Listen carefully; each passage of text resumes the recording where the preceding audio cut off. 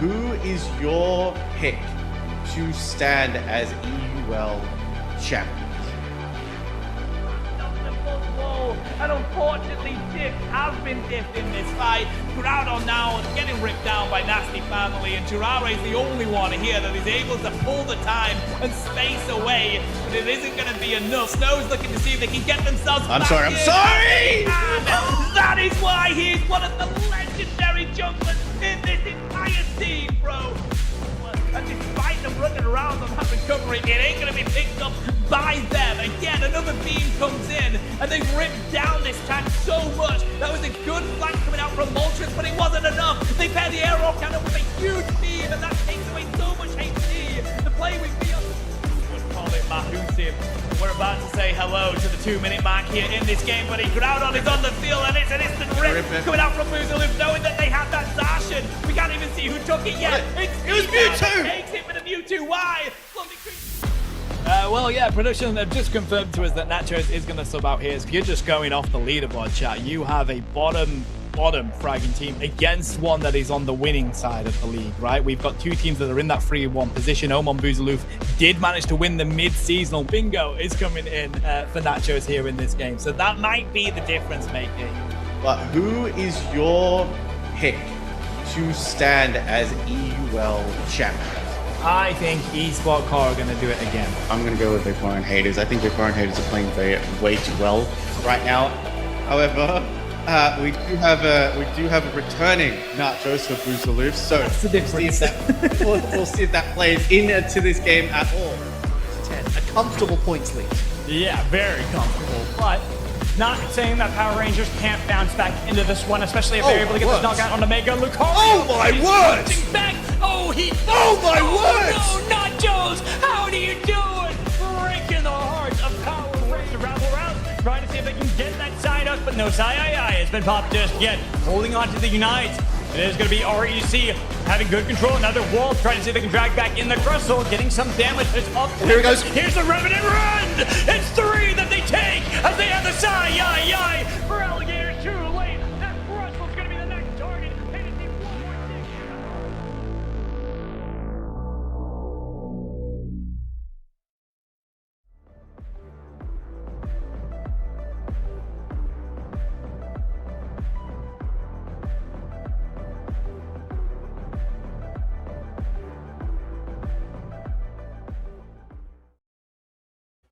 Hello, trainers, and welcome into EUL 2026 by Unity Clash. This is it. After 6 weeks of intense action, huge losses, and crazy wins, we arrive at the playoffs. In true EUL fashion, the underdogs of the groups have made it through, but we have a lot of questions to be answered here. Will the underdogs take it all? Is Gengar better than Cramorant or Lucario? Is Flames that bring lightning a terrible you might move name? We might not find all these out, but we do know at the end of this weekend, we will have crowned our EUL 2026 champions. As always, I'm your host, Spartan Tano, and with me is the legendary Mad Magical and Night Terror. How are you all doing, gents? We'll start with you, Night Terror. How are you doing, buddy?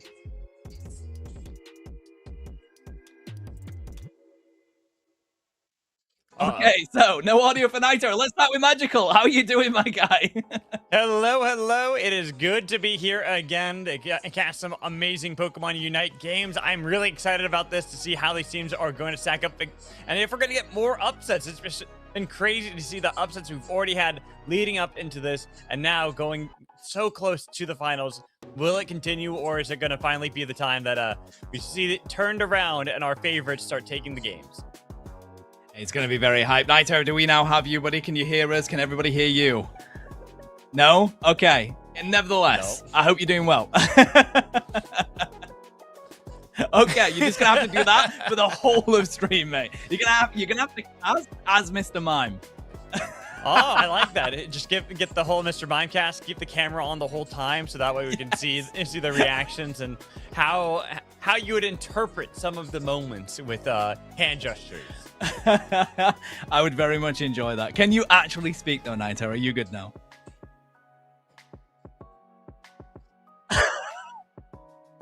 I think you're frozen on screen now as well, buddy. Yeah, it looks frozen on it. Okay. Well, what we will talk about, you did mention, of course, the Underdog series that is currently going on here, Magical, and everybody is so incredibly hyped because they've played so well throughout all of this. And it happens in EUL nearly every single time we come to these playoff slots, and it's like the Underdogs lock in and defeat and cause big upsets. And it's kind of like the spice of EUL now. It happens every season.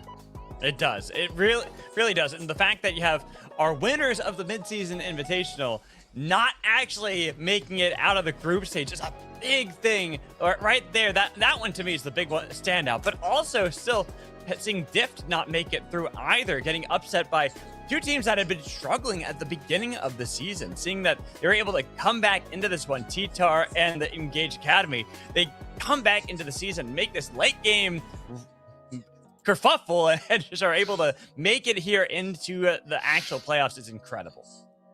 Oh, yeah, it is. It really is incredible. Night Terror is finally with us as well, which is also incredible. How are you doing, mate? Yeah, it's fantastic. I mean, it's been a long time since we got around to this, and finally we are here with not only one of the best games that we might actually see in Unite's history, but also one of the best casters and lineups we'll be seeing in Unite history. I mean, it's Well, let's have a look at the standings and see how we ended up here in the situation that we are currently in. This is the leaderboard, and I tell you what, looking at this and seeing that right now we have Rework Esport Core here, of course, expected. Vaporeon Haters has been such a standout this season. They are here, they are ready to go. But look at 5th and 6th here, Magical. TTAR, Engage Academy, the two teams that were struggling to find wins throughout this season are here. They made it. They defeated the opposition that was so powerful, and what a achievement they already have. Exactly. They'd already started off like Nasty Family not making it into the playoffs, so it's kind of a big deal already. The fact that both TTAR and Engage Academy were able to get past that, but then going into the next part of the group stage to get these wins off of Oman Buzlov, off of Diff, to make sure they make it out of the groups is incredible to see from these teams, and just shows that anyone really can win Unite with enough passion. So true. This is the group stages that happen. These are the results that came through. Rework Esport Core, they are 2-0, but I tell you what, I mean, I was on that day. Me and Bridget were working overtime alongside Shivam here. We had all games going to best of 5s, all to that 5th game. So they were really pushed to the edge. Engage Academy were able to take at least one win. Diff just could not find it, no matter what happened, but they were very closely contested. I think Group A was very well-rounded. But we look at Group B here, Night Terror. So Vaporeon haters were as impressive as we've expected them to be. TTAR, they literally came out swinging and refused to go down. But I think we've got to talk about Oman Buzlov a little bit. They won the mid-seasonal final. They struggled slightly. I think that one of their main players, Nachos, was unable to play for them for a little bit. So that has really impacted them. What a turnaround they ended up having here in this league. And I've got to be honest with you, maybe that is the point, because every team is it's like a puzzle, right? Each piece is equally important, and unfortunately that Nachos kind of just falling out means that Oman Buzlov have to kind of fix their core together once again, which we will hopefully see a shake-up into it here. I mean, it's been a while. Hopefully they found some new strategy around it, but I wouldn't be surprised if Vaporeon haters has got it out for them. It might actually not be Vaporeon haters, it's code word or something. I tell you what, they refuse to play Vaporeon no matter what. No matter what happens in a game. It's all-star draft. It's the best pick for them to go with for healing, and they simply refuse to go for Vaporeon. So I love them sticking to their bit. But just a little bit of insight for the chat here. So Nachos did play for Oman Buzlov, but unfortunately he was away on holiday, so had terrible ping. So I had to play in that support role, which we know how impactful Nachos is as a central laner, an incredible speedster player as well. So it just changes up the complete composition of your team and really impacts it, doesn't it, Magical? It does. When you're not on a comfortable position, but also one of your strongest elements isn't playing their proper role, which means someone else has to then take up that mantle. Yes, they're all really good players, but sometimes it just doesn't work out that way, and that's why we look at the semifinals, and they're not among our 4 teams. No, but here we go. The defending champions of the previous EULs are, though, Rework Esport Core here versus TTAR, looking to cause our biggest upset of the league so far. We'll have to see whether they can hold on. Vaporeon haters, who have been sticking to Rework like glue, are going to be here taking on Engage Academy. Since being picked up, it was Electro Drifters. They have been so impressive. The improvement of this team has been leaps and bounds. So incredibly proud of them as a caster myself, and I cannot wait to witness these games. Now, Night Terror, I'm looking at you, buddy. Tell me, which one are you most looking forward to here? It's a tough call, but I'm going to be telling you what I think could happen, because we have seen Rework Esports Core go up against everyone, right? Team to beat, but Rework Esports Core has a taint on their record here. It's not 7-0. We saw them lose. And in fact, I do believe, if I recall correctly, it was us who saw them lose as well. So this is not infallible. I think TTAR has a chance against this, and that is where I'm going to put my money's worth today. I love it. Well, this is the squad, and I'm a big fan of this squad because they're the only ones that run my beloved Gengar. It is Azalito, Volto, Revenge, you, and Frigo here for Rework Esport Core. You can see their accolades, chat. They are royalty here in EUL. And then we've got the mighty TTAR that's going to be taking them on. Monkey, Amara, Knight, MDR, and Haru. And I got to be honest with you, Magical, we've seen TTAR competing throughout so many grassroots stages here in the EU region. Another team that continues to just get better and better, but also just an absolute joy to watch with the Pokemon they play. Exactly. They like to play some of the more fun things that we could say, just play their own style. They go to they march to the beat of their own drums, you could say, when it comes to how they play the game. But I also even want to bring that up why I'm so excited about this first series too, because Rework Esports Core, this is a very strong team, but the team they lost to in the regular seasons was Nasty Family, a team that didn't even end up making it to the group stage, which for TTAR, that could be where they find strength. They find power to take the series on and take on our first place team going into the playoffs. Well, here we go. We're going to get ourselves into this as quick as we can. It looks like it's going to be Kyogre that is chosen here as we get ready for this game to kick off. And of course, it is going to be picking up the pick and bans. And you can see just my desk going up here while I try and stand up because, yeah, it's a bit warm in my room here, chat. There you go. I mean, I shouldn't have drawn attention to it because it was so sly, nobody would have known. But anyway, going into this, I am begging the question on whether they pull out the big picks like my mighty Gengar yet. I don't know. What do you reckon? Kramer it? Hey. Kramer it? Kramer it? That's always going to be my answer. I mean, we know Lucario's going to come in though, aren't they? Mega Lucario is probably still the strongest Mega currently in the game. But here we go. So, bans on the board out of the gates. Pawmot, Machamp, Mew, Psyduck, Skeledirge, and Blissey. So, pretty much all over the place with those bans there, Magical. Yeah, but the one that I'm not seeing is Umbreon, one of the most banned for the first week of the groups, but going into this one, being left open right away, very surprising for me, and seeing TTAR not go for that, going for Snorlax, a very strong defender, but just interesting to see the adaptations that come from the teams. Actually, they grabbed double defender. I mean, this means that they've locked out 2 of the strongest defenders they can actually hold up here. And so I don't know how in the later games the draft is going to work. But otherwise, they are also competing with Real Esports Core running a very, I would say, fast and furious comp, right? Because there's not going to be a lot of healing. It's going to be a lot of teleporting here and there and trying to get tempo around the map. Well, you talk about tempo. I really love that pickup from Revenge. Glaceon coming on out, one of the few Pokemon that works extremely well against these really bulky defenders.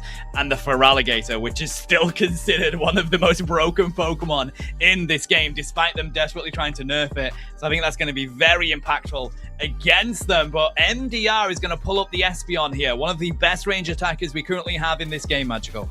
Very interesting. I like the draft so far from TTAR. A lot of strong elements, really good early game. But that's going to be the big thing. Their early game is powerful. We look at Rework Esports Core, and they have scaling on their side. The Feraligatr and Blastoise, great for later parts of the game, especially Blastoise, something that's great at creating space for the team. So for TTAR, they've got to take hold right away and make sure they never relent or give up any of the pressure.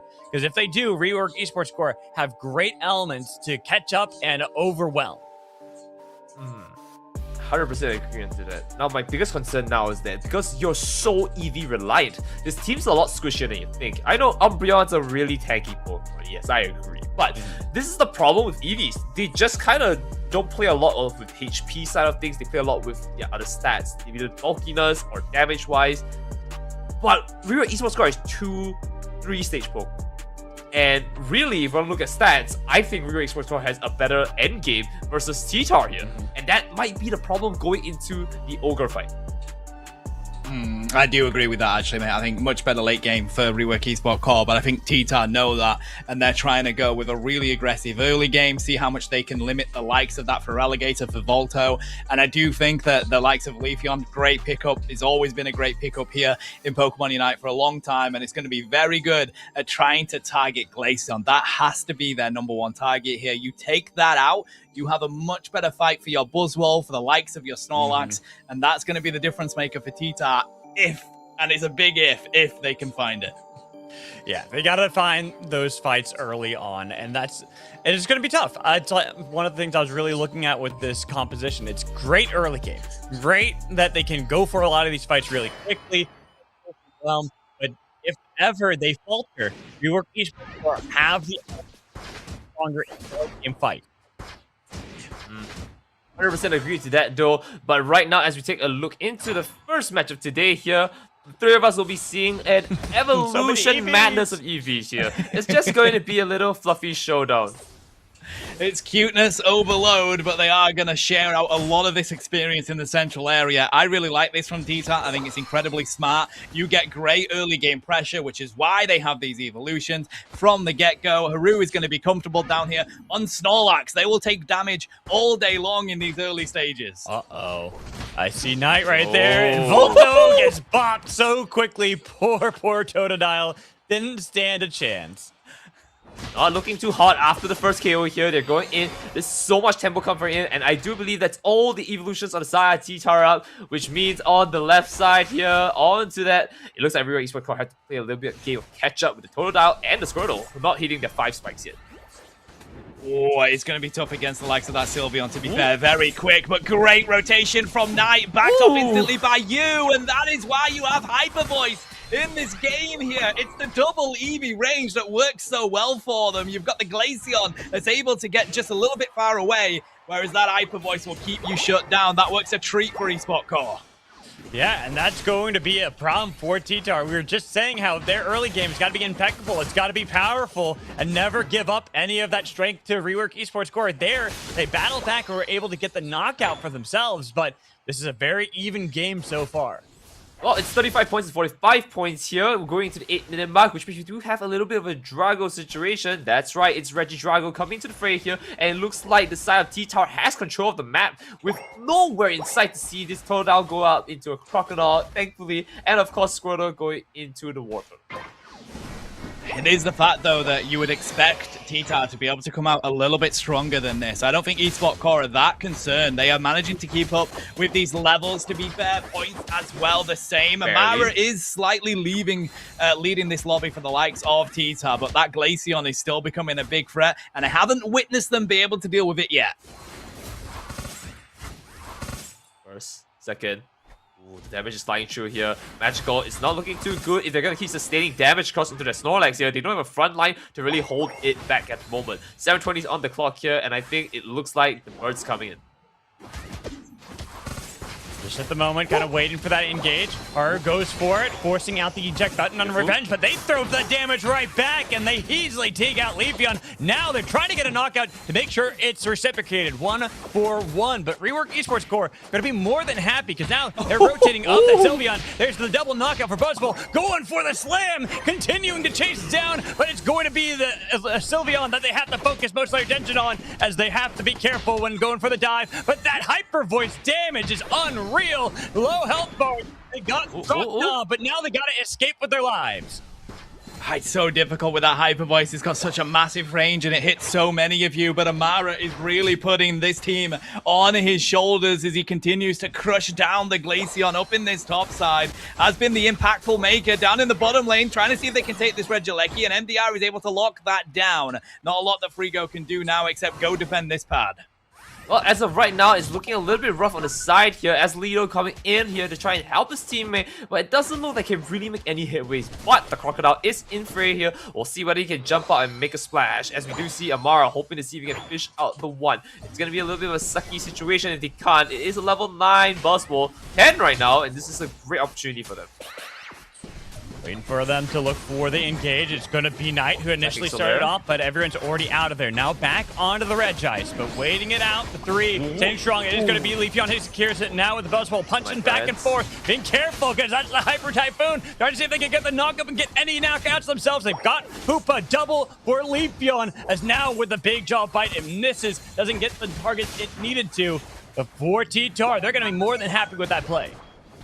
This is such a competitive game. I'm loving it. We're about to hit the 5-minute mark. There's 2 points between them, and there is a lot of combat that has been going on. Looking at the levels, we're looking pretty even. A lot of crowd control was coming out of Esports Core there that TTAR was struggling to deal with, but Amara managing to keep up with the likes of Revenge on this Glaceon has been a difference maker for this team. 5 minutes down in this bottom lane. Amara's going to let loose with the Ultra Swell Slam, trying to lock down this Feraligatr, but Volto gets good protection coming in from Azalito, and that is the power of the mighty jaws of the Feraligatr. No. I guess you could say that was a lot of a crock-a-rock in time, but I am gonna have to see a little bit more working out of that, right? They've got a good fight here. They need to collapse onto that because this Blastoise is not getting shell-shocked just like that. Able to back away here. They have an opportunity to take a Reggie down here later on. If they position themselves well, TTAR looking to see if they can block and wall them off here, but it looks like Fargo is just able to walk in freely here, which means he's got position priority for his team. I'm so worried for TTAR. The early game is where we kept talking about their strength and power being, but we're well past that point. We're hitting the double digits for nearly everybody. They're the team that's actually behind in levels. While they get the knockout onto Feraligatr in the top path, the pressure that Rework Esports Core is putting, they are looking for the full dive, the push back, try to see if they can defend themselves, get any damage onto Espeon, chasing that whole while to get the knockout, and poor Snorlax now left alone, putting the block up, trying to get out of there. It's Umbreon trying to save the day, but Glaceon had the hyper focus there to make sure they get that with the hyper force doing damage to the Umbreon, keeping them far away and the bot pad destroyed. That is my biggest concern, is that there's so much damage coming out so quickly from Esport Core here that TTAR, we have to see them retreat quite a bit. Like we saw from NDR there, and all that happens is Sylveon just comes and hunts you down so quick with the XP nevertheless, and Hyper Voice has such a huge range now in this game. Rings are let loose by Azalito, just using the opportunity of being able to use that Unite move for the last time before they have to save it. Registeel will go to Volto, so huge buff now for Esport Core to make something out of this. Ooh, there's the Emerald 2-step here coming in for it. They have damage going through, but not enough to Azalito. A little bit of a dissuasion tactic here, but I'm not really sure if that's the right call because the Buzzwole comes in. I do think that's a KO there. There it is. But on the top side as well, no one to really dissuade the entire team of Rework Esports Core as they slowly just push their way through. That's damage coming through. Hyper Voice to lock that in. Super Soul Stand locked down the Glaceon, and there's iced out. The Crocodile runs back on, trying to save himself, but the team is just slowly going in. Fargo going to be the one turtle who's unfortunately going to be caught into soup right now, who has to just take one for the team. Hey, you know, you last as long as you can, delay the inevitable, just give your team a little bit more time to figure out what they want to do and reset. And for TTAR, that was probably the best play they could hope for in that situation, where it seemed nigh impossible for them to get any advantages because Rework Esports Core were the team putting the pressure, taking out the entirety of that top path. But at least for TTAR, they get something back. They're not completely out of this one, though they are still a little bit behind on the XP game. That they are. I mean, we have a ball game on our hands at the least. TTAR here going to put themselves in a position ready for the Kyogre to come on in. Esport Core, I feel like, have the damage advantage. Already spotted Haru here. Look at it. Let loose. The bombardment is off their charts. Pushed up against the wall, and they've lost Snorlax for the final fight here. When there's a Kyogre, the game's not over, but Esport Core wants to put the full stop on it. Rings are let loose here. Damage already getting dropped onto this objective. Looking for the back caps on the side of TTAR, and they will be mighty, but they will grab the objective on the side of Esport Core, and they've got all that they need to now win this game. They are still going to get these huge dunks, though. Look at that. Yeah. Looking really rough, Magical.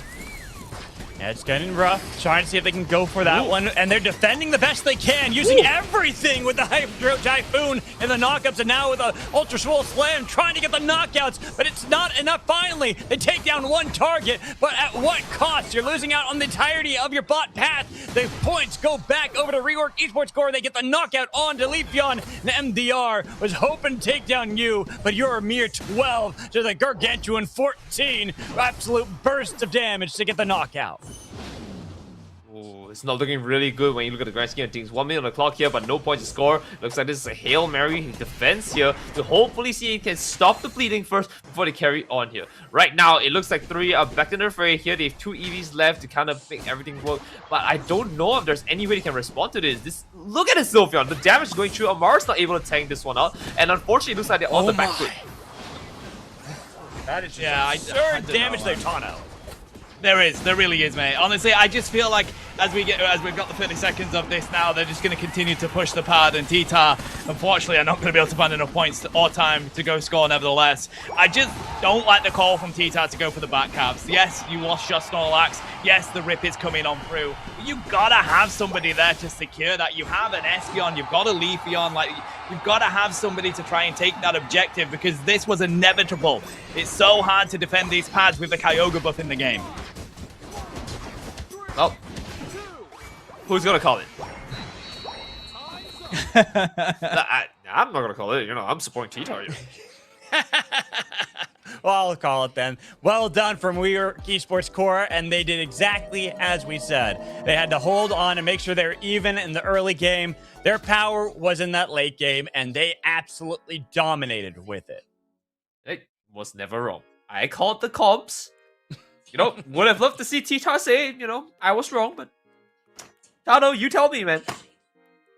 I'm slightly upset, mate. I just think the backcast wasn't the call for TTAR because they were playing so well in that. Like, yes, they didn't win the early game, but they were managing to keep up. Like, they had big hitters on the side of Esports Core. You have that Glaceon, you've got that Sylveon that's just constantly chasing them down, and you've got Feraligatr, the current best Pokemon in the game, on that roll. So they managed to keep up, made it competitive in the final few moments, but they just made the wrong call, which happens when you are in these kind of games. They are very tense, and it's like, okay, we've lost our Snorlax, let's go back cap. I think we're in the lead enough for us to be able to continue to defend that league. But Kyogre disables your goals. You cannot defend against that buff, and I just think that was the wrong call. And for me, I do want to say for TTAR, they were in a catch-22 scenario. They were falling behind. Fights were already getting difficult if it's a straight-up 5v5. They were thinking, hey, if we get this, maybe we can do something sneaky and get the points in and defend the Kyogre. But it's the burst of damage onto that Kyogre from Rework Esports Core that you have to fear. You have to expect that kind of damage. Like you said, Feraligatr is nasty when it comes to the damage you do in this game. Just giving me flashbacks to, if you remember, the Twitch Plays Pokemon days, where it was the Twitch Plays Pokemon Silver, and they played the Laser Gator, the absolutely overpowered Feraligatr. That's what is happening right now in Pokemon Unite. I don't know what to tell you, but it just didn't feel like this Croc was doing really much for half the game. Volto was in a great position here, and Volto's an amazing player. Just didn't really get to that point where he could really do the damage. And by the time he was at the point that he should have done damage, everyone else is already outscaling him, right? We only saw a very few moments where this Crocodile actually made waves, and unfortunately, the ones that really made the most waves is every time when this Blastoise hits Surf. Let's be real here. Or the Hydro Typhoon, It is great crowd control, but the simple fact is, with Big Jaw Bite paired with the damage of that Feraligatr in a final fight, there's not many Pokemon that survive that, mate. And look at how squishy you are on the side of TTAR in regards to their damage output. Like that Espeon, that Leafeon, they are not surviving a dive onto this Feraligatr, so it has to be assisted by the Snorlax, which got picked up. Haru, unfortunately, got spotted, and they shut that down instantly on the side of Esports Core. And to lose that defender, the best defender currently in the game, so early on, I understand why TTAR felt the need to go and take these back caps, but you need Buzzwole in the middle of that fight. Though I do want to support Nantara there and say, the Feraligatr is great. Especially we saw a lot of the burst damage you get. Great at the Kyogre in the late game. The first half, though, pretty much was non-existent. Most of that game was really about that Sylveon. The Sylveon was the hero, the absolute star for Rework Esports Core. You was doing insane damage with that throughout every stage of the game. I agree. I think the duo of the Glaceon and Sylveon worked so well. It was mwah. You had the range of the Glaceon that you were trying to shut down, but the second you tried to, there's a Hyper Voice in your way, and you're like, this is ripping me. My defenses are non-existent. I think that duo of Glaceon Sylveon is just filthy right now. It is. I agree with you. I mean, when you have a Hyper Voice screaming at you, it's really hard to hear things. I gotta agree with what Magical said about, I'm being great, right? I think you said that. So yeah, I 100% agree with that. Yeah, I did. I said you're great. Something you about had that. Good analysis there. I second it. Yeah, don't worry about it though, we won't be seeing any more Hyper Voice coming in here, so my hearing should return.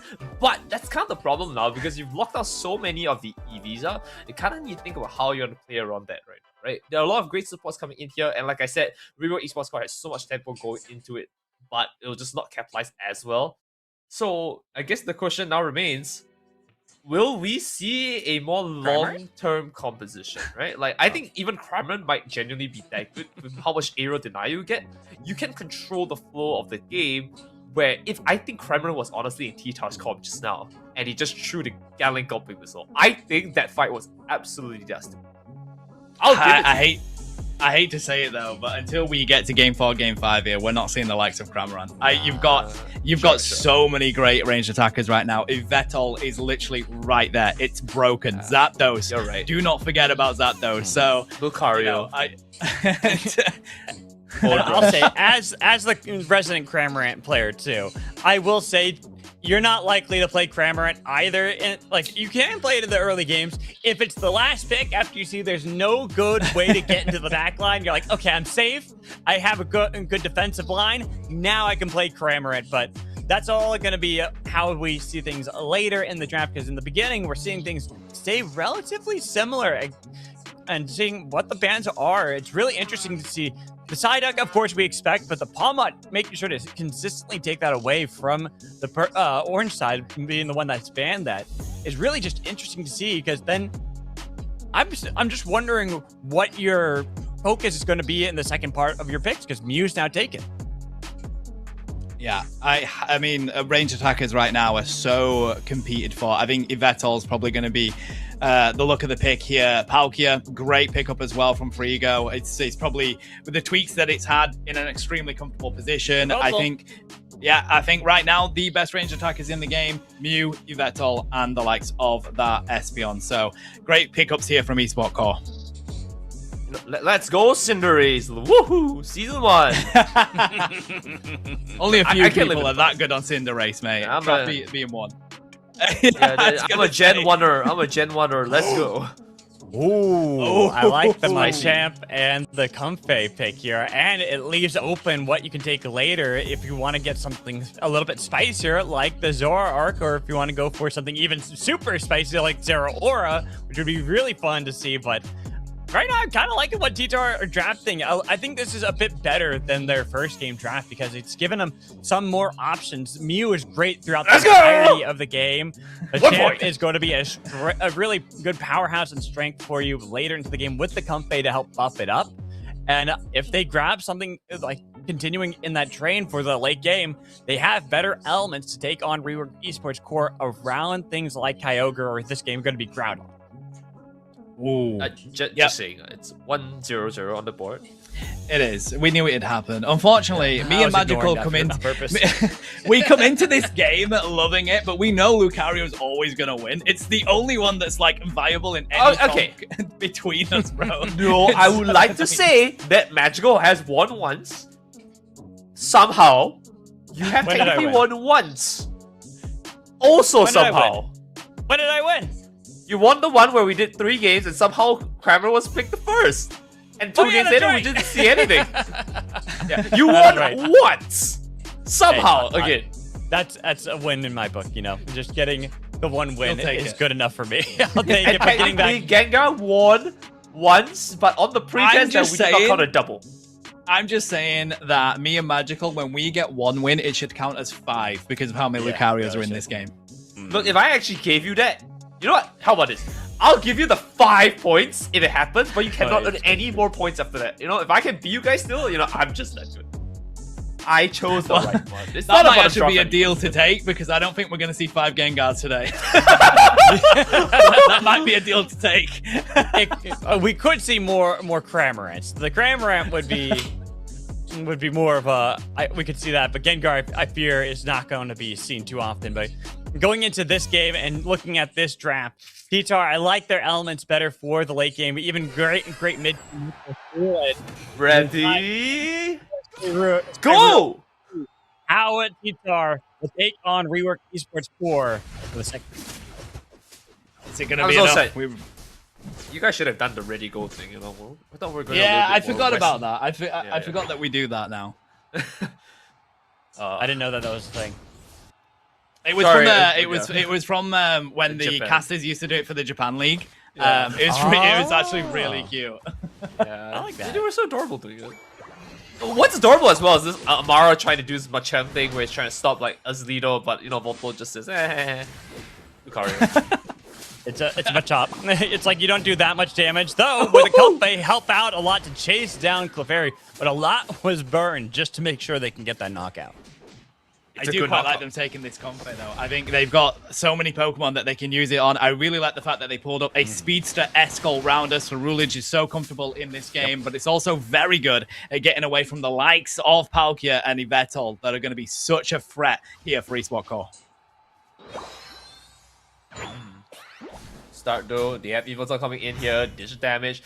Looks like Knight has to just kind of back off, understanding the situation, but it's still a really good fight to try and take off. They do grab quite a bit of EXP from this, and we do see a Doughboy coming in. That's a Machop into the Maslash here, and now they're not going to be looking really hot. If not for MDR backing away, it looks like they've got Knight to try to see if they can do clean up here on Azalito, and maybe follow out Yveltal if he has a great angle. This is what I like about this Rule Edge, is that it's a late game comp for most of TTAR. When you have both the, not both, when you have them a champion, you're kind of like looking towards that late game, you're looking for the scaling. Even Crustle to a degree is going to be really good at the mid to late game. But Rule Edge being that speedster-like all-rounder and how much damage you can dish out while being relatively safe, especially early into the game, we're seeing already how TTAR are making great use of that to put a lot of pressure back onto Rework Esports Core and make them focus a lot onto the top path. Yeah, it has made them rotate quite a bit, especially on the side of Yveltal, who's now going to go back to the central and look for the Regidrago here. I think the Aegis Slash is going to be one to keep an eye on as well, because that's going to be very difficult to take down. Brilliant effort from Mew, though, there to be able to lock that in. And that's a huge buff for TTAR to take. It's all about the level fight here in the early stages. And just as I mentioned it, look at Revenge's staying power here. I mean, what is... Voltal coming in. Oh, that was a little bit over-aggressive, I think, from Voltal there. Getting caught out a bit overextended. I'm not sure about this fight though. This looks really good. They take a few too many hits here, but it looks like Machamp versus Maslash here, and now we get the one. Finally, Machoke is able to take him down, but Evaso returns the favor here, and it looks like we're gonna see why the bird crumbled here. Last one standing, Azalito, unfortunately, is unable to hold themselves back here. But no, as I say that, Voltal's able to take one for the team and pull it away. The peel was amazing, but can they follow it up against Knight here? Dish half damage here. They're going to see they follow through, but the healing comfy is just way too much here. Voltal has no way to fight this one back. He has to pull back, unfortunately. Regis are up. Let's see who wants to take what. Esports Core want to show up for this Regirock, and we do have Haru here waiting with a Rock Tomb. Has been spotted, so this will have to be really well timed. Unfortunately, zoned out effectively by Azalito. And now it's all advantage Esports Core as they continue to push this top lane, Magico. Might be overextending though. Got to be careful. That Rulage can get you locked down. So make sure you're cautious on how you approach this. Getting a good lockdown and even having the damage first is back onto the Rulage, taking him down. Then it's going to be the top. He's shaken out. They've got them a choke. And now with that Rock Tomb, there's no way to really defend this one. You're kind of just trying to see if you can hope to survive long enough. But there goes Crustle. Comfey barely going to be able to get out of that one. Thought was going to join them in the Pokemon Center, but Rework Esports Core absolutely dominating in the top path. Yeah, we really don't need to send flowers for TTAR here. They've got off with quite a lot of casualties here. That's just the cherry on top at that point. But what is going to be devastating here is that TTAR actually has Reggie like the priority here. Unless they've got easier body, it looks like there's the Rend coming in true. And I love what I see here. A beautiful fight out here is breaking out. And with the Mystical Barrage, he had to pull away. Drago wants to see if he can make something with his team and pull them free. But it looks like, unfortunately for them, they're stuck off holding this pad on their own. We have the Machamp coming in here. There's the fly cross jump submission coming in. Yveltal is going to be down for the count, and it looks like with a little bit of healing, it'll make it true. One Mew down for the count here. One pumpkin for the score, and it looks like this Machamp is ready to go home with his friends. I'm sorry, it's ridiculous how much staying power we had on that Vettel there. They didn't go down, they refused to be moved, and that is the power of Palkia. It's a Quadra coming out from the Aegis Slash as well. The multi-dimensional Rend, yes, it might not do a great amount of damage, but it gives you so much maneuverability, and it's such a ridiculously low cooldown that you can realistically have it twice in one team fight. This is domination from Rework Esports Core here, Magical. The thing is, too, some of these fights seem like it's going to be TTAR to win. They're getting so close, but they just don't have enough burst to actually get through some of the beefiness that is on Rework Esports Core, and you just see that. They get them low, and then it's just the sustain that is on Rework Esports Core that keeps them going in these fights, gets them that power needed to throw back any sort of aggression back into TTAR's face. I don't know. Right now, it's just looking very rough across the board here. Rework Esports Core has so much advantage with how much resources you get. Let's take a look at the numbers here. It's 109 to 305. And of course, when you look at the average of levels here, it looks like TTAR is kind of lacking behind here, whereas the rest of Rework Esports Core is slowly closing to the 12th gap, which is another power spike for them. But at least of now, they do have one point they can actually try and force to get a big amount of points in. That's the top pad here. So we're going to see how they want to collapse on the team here. It looks like they've got something going for it against Ghatlue. Or poor Ghatlue might have to go back to his family here. But if not, looks like they're kind of dangerously low. Looking for the pincer movement here is TTAR, trying to see if they can get pushed onto this right-hand side to eSport Core as they're trying to handle the likes of this Crustle, but that is a Regieleki locked on in nevertheless, and it's all getting let loose. Revenant Rend is going to dive on in here, looking to see if they can find the impact of the coup de grace, but it doesn't. It lands on two. Multi-dimensional Rend is going to find a couple as well. Machamp finds the KO, but it's not going to be enough. An easy ace as the Vettel continues to drop insane Oblivion wings, and it wipes out TTAR. Another example here, Magical, of a team fight that it looked like TTAR could take, but eSport Core just flip it. And it happens over and over and over again for TTAR, where it looks like it's a great fight. It's a great engage, but they just don't have enough to get through Frigo. They don't have enough to get on top of the Yveltal to actually get rid of you. And then every time afterwards, it's just Rework Esports Core throwing back every bit of aggression back into the face of TTAR and getting more and more advantages. Look, they've already gotten every outer pad. There's only the home base left. What do you want me to say? What are you trying to me there? There's really nothing to tell you about the fact that Rework Esports Core is just such a dominant position. Look at how their posture here. Even they go into Palkia here, there's just nothing they can really do. Especially we have Range just waiting for an opportunity to come in. This is just for the taking, no doubt. And it looks like TTAR just has to kind of like give it up, right? Huddle together, maybe take a pick early on, or just block all the damage to one clean spot here. This is like all they can do. And this is the right call. As the pickup here, well, information is given, they have to go for it. Submission comes in here, they have the damage going through. There's the pick out of the booster auto, but it's nothing too small there. As Palkia comes into the fray here, Revenant needs to come in, but they're not seeing any success from that. The damage has gone through, the healing is finished, and everything's neutral except they've lost Unite moves on the side of TTAR. Yeah, I just feel like they tried to play the ambush card there and it simply did not work. They were spotted, they knew exactly where they were, and it was just a matter of Freegrow landing in a decent amount of damage to really make them have to retreat. Now, TTAR are on the back foot. They have lost their all-rounder. They only have the beam that can do a lot of damage here. Machamp is gone, no barrage blow allowed to be used. All eSport Core have to do here is continue to find these KOs, Magical. They don't even have to take Groudon. Why bother? Why go for the flip? Because you already have the lead so consistently. And that multi-dimensional Loren, you say it doesn't do damage, but it's enough when you have a 14 level lead. When you are well ahead of everybody, it starts doing a lot of damage when everyone else is so far behind you in experience. They're already looking for the dive into the home base now that they've gotten that easy knockout. It's a quad already set up for this Palkia. They can look to see if they can get the Penta, but TTAR are just playing it defensively. I'm surprised they're not even just surrendering at this point, because this game has been over for a while. Hey, this is sportsmanship. You gotta give it to them. They gotta play out their outs here. I mean, it is definitely a little bit rough to say the least, but they're playing it out. And also, have you ever tried punting a baby? That's basically what Palkia is doing, right? At this point, Palkia might not have the damage, but with 15 levels on top of everyone here, I feel like this is just a home run here.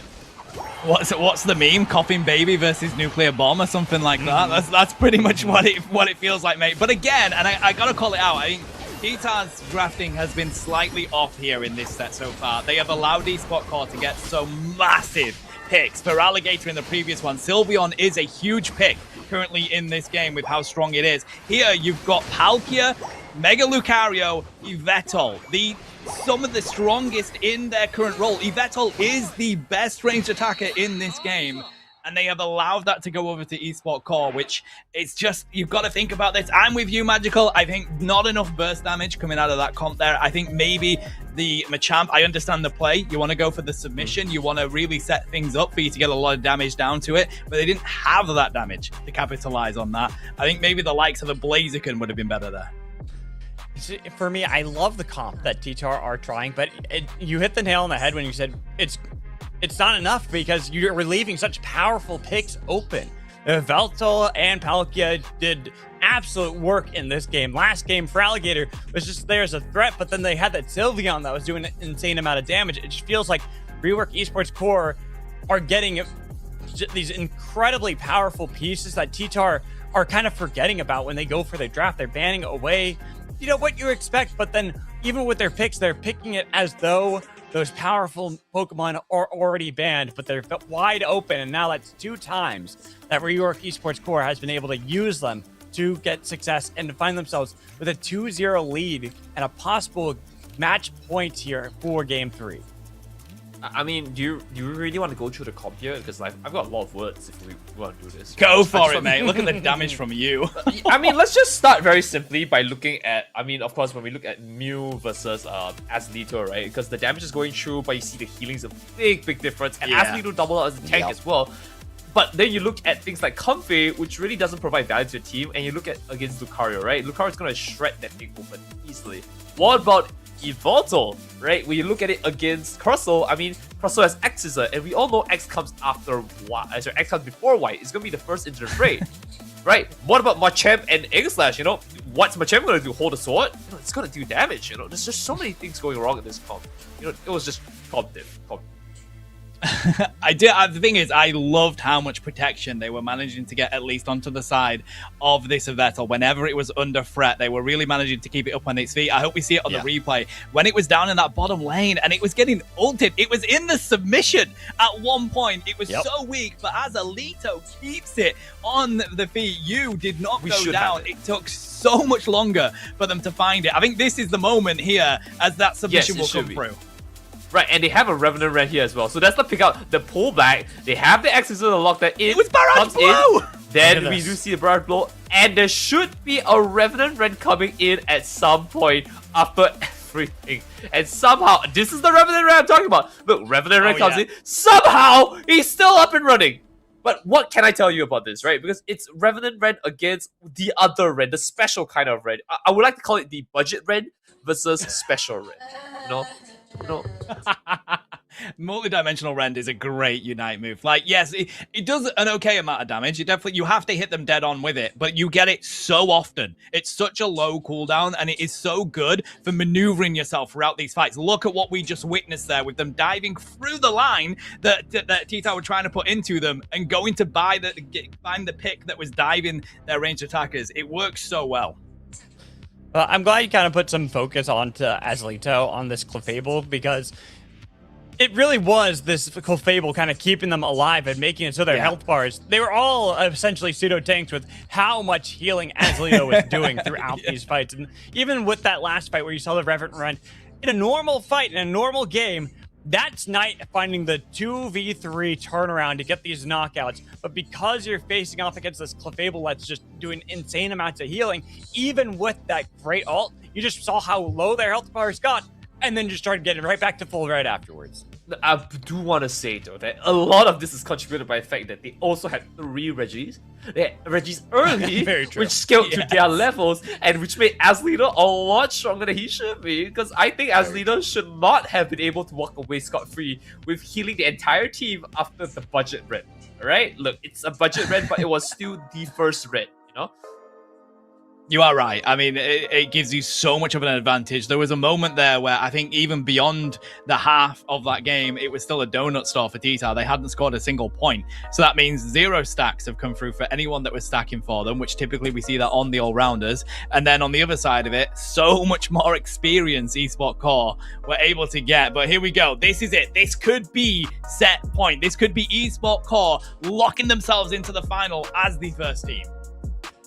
So we look at the bans, Palmont, Galarian, Rapidash, and Suicune for the side of Rework Esports Core, as they have swapped sides, and TTAR is back onto orange, banning away Psyduck, Skeledirge, and Blissey, the exact same 3 that they have been banning pretty much consistently throughout these games. But we'll see if that's really going to work for them, if they can start building upon that and getting back into the series, because now they are at that precipice of losing this and having to get sent down into the lower bracket to fight once more throughout the playoffs. Well, we're going to see Azalito coming back into a traditional support here. We're going to see whether Amara wants to pick something a little bit tankier into the whole Well, but no, going more tanky this time. A little bit more CC driven.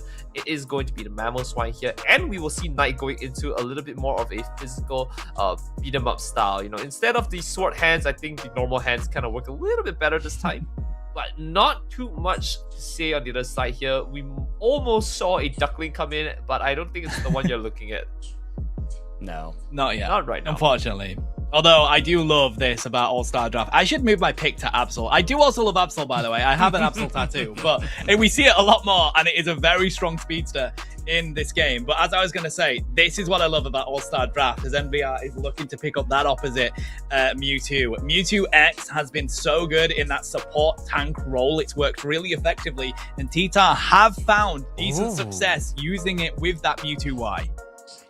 And with Azumarill as well. Very interesting here from TTAR.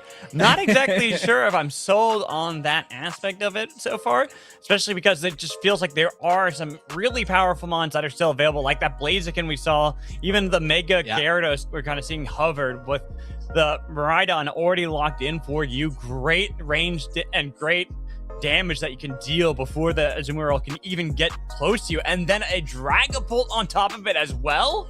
Oh, Night I'd be surprised. That is fast rip on eSport Core. I mean, it might be fast rip, but the thing is they do have Absol, right? I wouldn't be surprised that it isn't a fast rip, but also a fast dive KO kind of situation. Miraidon isn't. Pikachu? Are you Raichu's sleeping right on the there, rat? my guy? Are you sleeping? They have so much value. Okay, look, I think if we want to talk about it this way, we should look at it in terms of like, you know, Volt tackle. like a buying value. Yeah, it's gotta right? be. If they pay for value, I think their comp minus Pikachu is very expensive, right? They have to pay points for it. They have 2 Megas in terms of Mewtwo's, which have been relatively strong across the board. In fact, X has been seeing more play. Y is relatively strong in general across the board.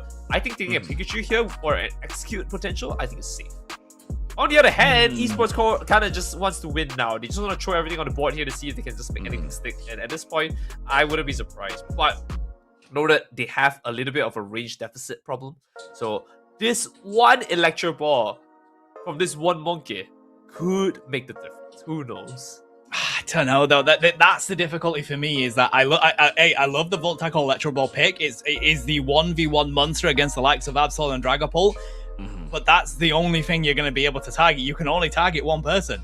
So what happens when you only find one pick, and then you've got the likes of Volto, who is on the Safetch, diving in with a Lunging Leak Nova Blast? You don't really have the answer to that here. I don't know. Listen, it is TTAR. They play some ridiculous stuff, and they make it look incredibly fun. So you can never count out a team like TTAR. Very true. And we'll see if it works here for TTAR, especially with their backs against the wall. This is do or die for them from here on out. Must win. They want to have that hope in the upper bracket. Otherwise, they're going to have to face off in the winner takes all lower bracket to try to make sure they can keep their hopes alive and really continue that Cinderella story. Well, it's gonna come down to it here. This Cinderella story is on its final knees. This glass slipper is kind of cracking here, as you do see a little bit of opportunity here. TTAR wants to get a little bit handsy-pansy here. Haro trying to make some headways. They start off against that, but Absol is there to respond, to pick it up here. And once again, it looks like Haro just kind of has to play the back foot. With help from his team, though, Knight comes in here with the Whirlpool already, and MDR cleans up onto one Absol. That's a quick start here. Devastation was coming, and Absol was the signal. I love that it's Whirlpool Azumarill. I think this is brilliant from TTAR. Really great early game, and if they can limit this to fetch a little bit more here, as Volto is still looking for that level 5, it's all about being able to find answers to the likes of Absol, to the likes of Dragapult. And I think the Whirlpool Azumarill, especially if they go for Play Rough as well, with that Volt Tackle, might be the answer, although Revenge manages to keep out of the way here, Magical, and if you're not going to target him, all he's going to do is let loose with the mighty cannons and find the KO. Ooh, okay. Oh, it was a good turnaround by the Mewtwo Y, saying, I can do just as much damage. So TTAR actually getting some good trades back onto Rework Esports Core. They had me at the first half. But I think it's a song just for this, because anything you can do, this Mewtwo can do better. It's so strong. That's This the is why pickup. it does get used so much. But, you know, typically I'm surprised because that Raichu was still Oh, there. oh. I mean, Monkey's going to go down What is he here, guys. doing? You got to accept that fate. It's an Absol. You're not going to survive against the likes of an Absol with Pursuit. But I am surprised they pulled out the Mewtwo Y rather than the likes of the Raichu, who is currently very comfortable with that stored power. But I think it works well with that Mewtwo X. Going into the dive at the center here, you're going to see if TTAR can find anything, but they do have eSport Core looking for them, but they're going to have to retreat. Oh, On the once again, full Haru- run, trying to get out of there. Haru was able to use the Ice Fang, but might just trade their own life to make sure that their carries can get out of there. But we see Pikachu and Mewtwo about to rotate, and Azumarill was able to heal up Nice quite fake. a lot with the Electro Wave on to Huge. Absol. They get the knockout, so they take one down. Right on, trying to get some damage back with that big surge of lightning, but not quite enough to actually scare off TTAR for now. I mean, once bitten, twice shy, right? But this one looks a lot different. I think it's not a coincidence that he got baited into it. Absol going down from the web, and that's all she wrote here. But looks like the mid-range madness is now coming in here, as we do see Miraidon coming in with it, and a little bit of attack onto the Dragonlord. And now we just need to see whether they can posture themselves really well here for the basement Reggie. Outside here, they do have a little bit of priority going into it here, as Mara is able to just join out with his team and see if they can get another objective on the top side all by himself. Reggie right on the bottom here, it looks like this is their rip take, and they've got themselves out a little bit more XP to their power spikes. Late game rip is my own concern, though. Dragapult is incredibly good in these late game stages. Haru's trying to hold down two here as he ejects over that wall. Will escape because NDR is the damage dealer that they have to run away from, and they're going to find the Regieleki on the side of TTAR. I do like the way that they are controlling Fire Sky Ruins at the moment. Quick rotations, going for the objectives. This is different from what we've seen from the previous two games, Magical. Completely different for TTAR.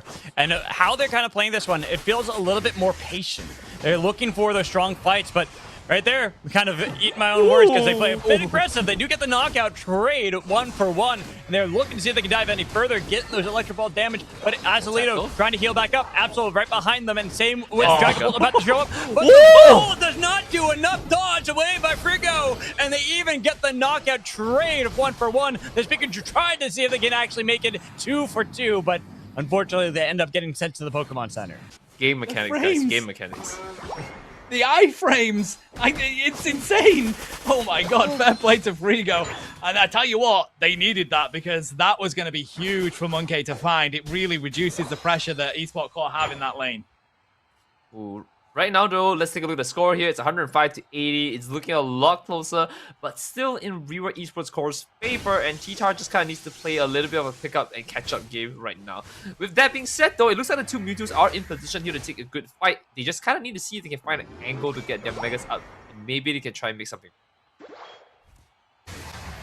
And now Volto kind of fighting a bit against that Piloswine while the rest of his team takes out Mewtwo X. And then chasing even further, Azumarill gone as well.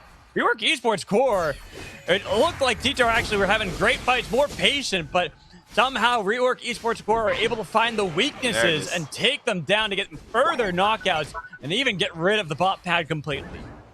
And this is what we talk about with this team, guys. They are the bend but don't break team here in this league. Yes, sometimes they may get pushed, but they always seem to find the answers. Right now, they have given themselves the lead, at least in levels and points. In every metric of this game, they have managed to get themselves back on into it. It's whether TTAR can finally build up the momentum that they were starting to get going there. Is there really Regieleki? Oh, good try. Almost able to get it. Still going for the further fight, though. I'm kind of surprised to see how aggressive that TTAR continue that fight, but it works out for them. Even Rework Esports Core weren't quite ready for that level of aggression with the Ice Fang dragging back in. Triple knockout for Monkey on this Pikachu. Now Eldegoss trying to keep the Regieleki from actually crashing while we get Azumarill dunking in points, and TTAR finding a good foothold back into this game. Wow, I mean, this Pikachu is on a roll here. You could not catch me disguising himself as a legendary Pokemon at this point here. But, of course, Haru once again gets caught out, and I guess that's, again, the story of how Haru really plays. He's just taking one for the team and hoping his team can really make it out here. But it's going to be quite interesting to see how they turn this around, because the score point now is at a 40-point deficit. But that that means they're kind of catching up bit by bit here, but with a interesting clean up and catch up routine here. That's the first pickup coming in here. So fast, so quick. The dive comes in through. Midnight Slash coming in. We do have the Azumarill coming in with the very flop. No, not very flop, sorry. The full power belly going in, but the Whirlpool is going to see if he can sustain himself here. Right off of the corner here does so much damage, and there's no way they can really back out of this. And it looks like this pad is just going to take. That's the big pickup here. Unfortunately, I don't think they scored anything more than that. I mean, listen, I blinked and Monkey was gone, just deleted. And that's the concern here, right? The late game power of this Absol is very strong. The late game power of this Dragapult, incredibly strong. They lack that a little bit on the side of TTAR. Azumarill in those later stages can get answered really easily. Pikachu only has that one person that they can target, and if they're spotted early enough, it makes you really have a difficult time. So we'll have to see if TTAR can bounce back here. Magical, it does feel like Esport Core have got themselves the advantage in these final stages. For TTAR to get back into this game and try to see if they can take away that control from Rework Esports Core, it is going to be about surprise if they can find a good catch-out, because, like you said, Rework Esports Core, they are in the driver's seat. They are the team in control. And with a few seconds left until we have Rayquaza, and like they say, where there's a Ray, there's a way. So maybe TTAR can have a miracle at the Sky Dragon. Ooh, here it is coming into it here. It is looking a little bit rough on them here. Right, look at this. Knight is trying to go for a 10 dunk here, which I think is kind of crazy. Or is he looking for angle to come in? They all have Unite moves. They should be sticking together. It's a good angle for them to try for because they have information that they're already out. I don't know what Knight is trying to do aside from put his team at a deficit, and I don't really like the angle. No, neither do I. I mean, I guess they think it's such a close game that the 20 dunk will make a huge difference. They will get that in, and Volto has spotted them. So they do pull down a lot of attention, actually, of Esport Core as they put that X speed and go for the retreat around. But that's the difficulty because TTAR, they had someone out of position, and it's Esport Core's opportunity to shut down the damage. Now they're not going to have that Mewtwo in this fight. MDR here having to teleport out of the way. Infinite Cyburn will come on in, but they don't find the target they're looking for. Thunderstorm will land, but no, Dragapult finds it, and this is what I was talking about, gentlemen. It is the power of the Dragapult, the power of the Absol that is way too much. Belly Bash will come in, but it's going to be walled by blue HP bars. Does manage to find the Absol, though. Very good shout tonight, and they do have TTAR back, but unfortunately the offensive power of Esport Core continues to be too much. Too much, and that Rayquaza getting melted by Rework Esports Core. They are the team that is now going on the first one into the winners bracket and make sure that they're continuing to show how powerful this team is, why they've been so dominant throughout the regular season. They were favorites going into the playoffs as well, and it's because of this, their consistency, the ability to stay on track throughout any of the chaos that is brought by teams like TTAR. They find a nice 3-0 sweep over TTAR to make sure they get that first claim. I didn't like that game, I'll be honest with you. I really thought it was just really painful to see. Knight definitely was the angle to beat here. As long as Knight win by his team safely, I think that would have been a much better fight coming through. Especially with how they are so front to back coordinated here. TTAR could take the front to back. They just needed to play the fights a lot faster because the team is a dive bomb, right? So it just felt so rough. They're not having it around. I will say, though, it was a lot of fun seeing TTAR compete in this one. Rework Esport Core, we know what they are. We know the kind of team that they are. They are here in that #1 slot. They have been from the get-go. They have been for multiple seasons of EUL. So to see the likes of TTAR, who have improved in each season that they've competed, to have such a fun game, because that was really competitive until we got to those late stages. Right. But yeah, this is, I mean, it's tough to say this, but that's Rework Esports Core's game. Wrapping it up here. It's 516 to 10, but we've seen 3 games going in. Again, congratulations to 10, but I felt like TTAR definitely had a chance here. Magical, what about you? I think so as well, but it just, there's the consistent problem for TTAR of their drafts just not fitting when it comes to the current meta and making sure, yes, we like to see the off-meta picks. We love to see the fun stuff, but the problem is you're kind of leaving yourself vulnerable to things like in this game, it was Surfetched and the Miraidon with that Absol and Dragapult to back them up as well. There's just not much they could really do. And then even for the Azumarill, when you get into that back line, now you have Eldegoss who's healing up everyone, doing an absurd amount to make sure that everyone is staying alive, and that Azumarill is just not effective in that regard. Well, what else is there to say, Tana? Just need to look at the replay to see whether he can go any better, because the numbers just it just tracks, but like it's just such a big red flag to watch.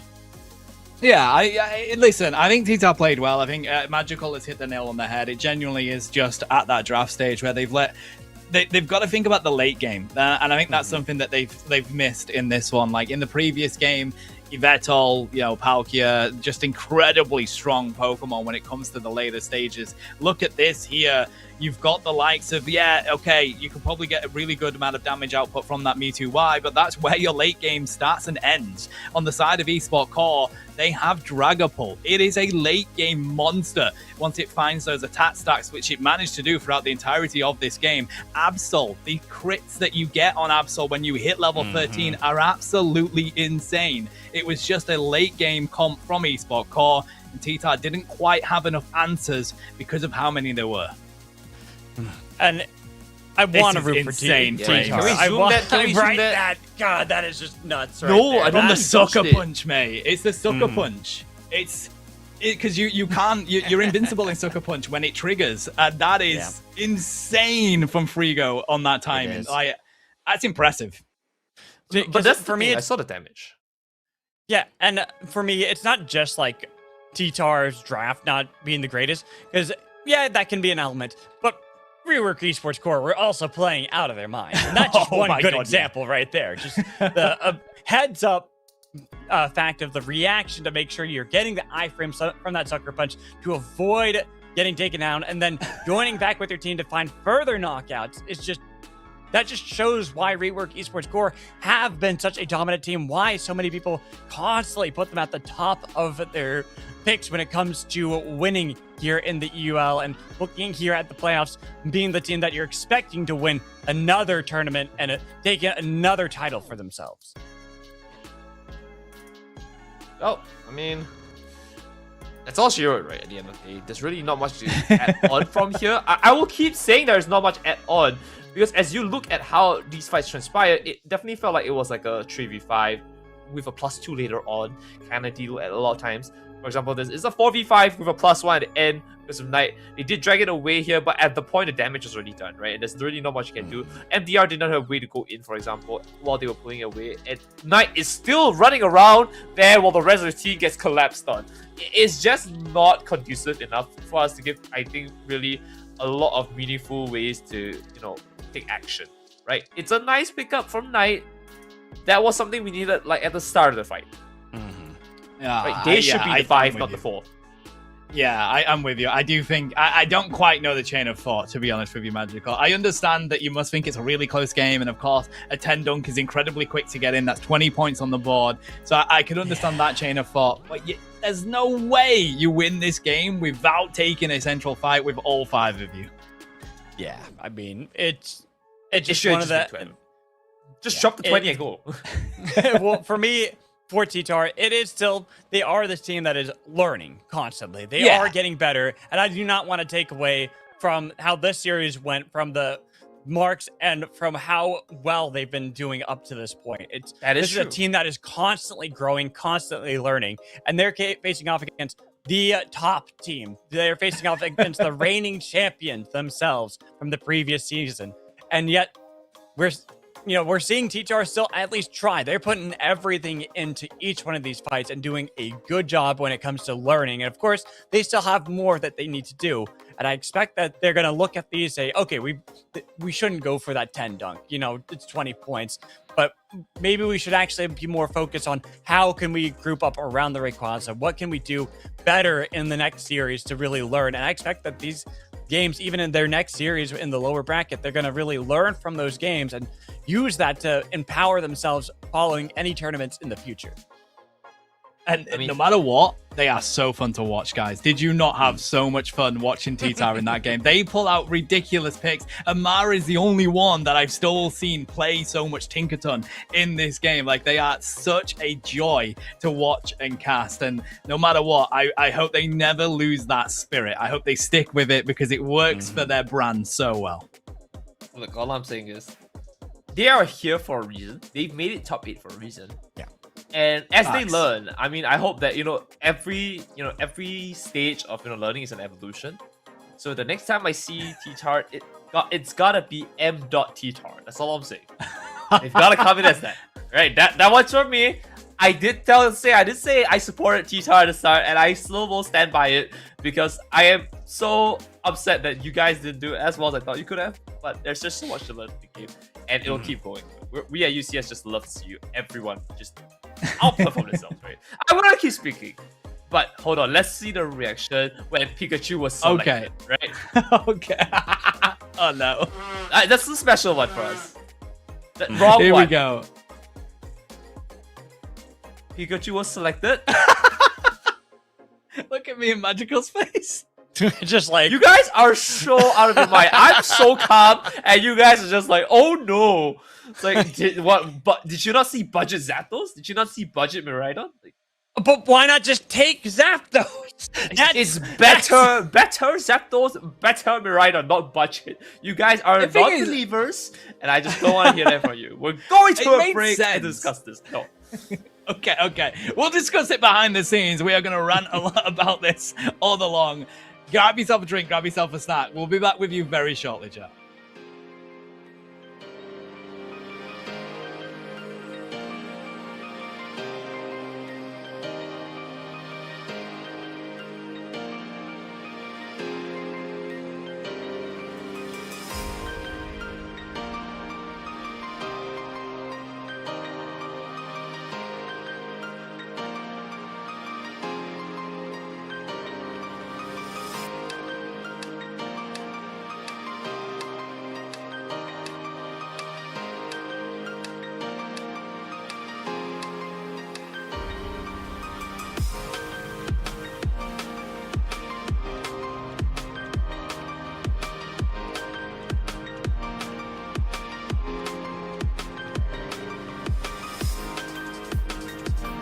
Hyper voice damage is unreal. Low health bar.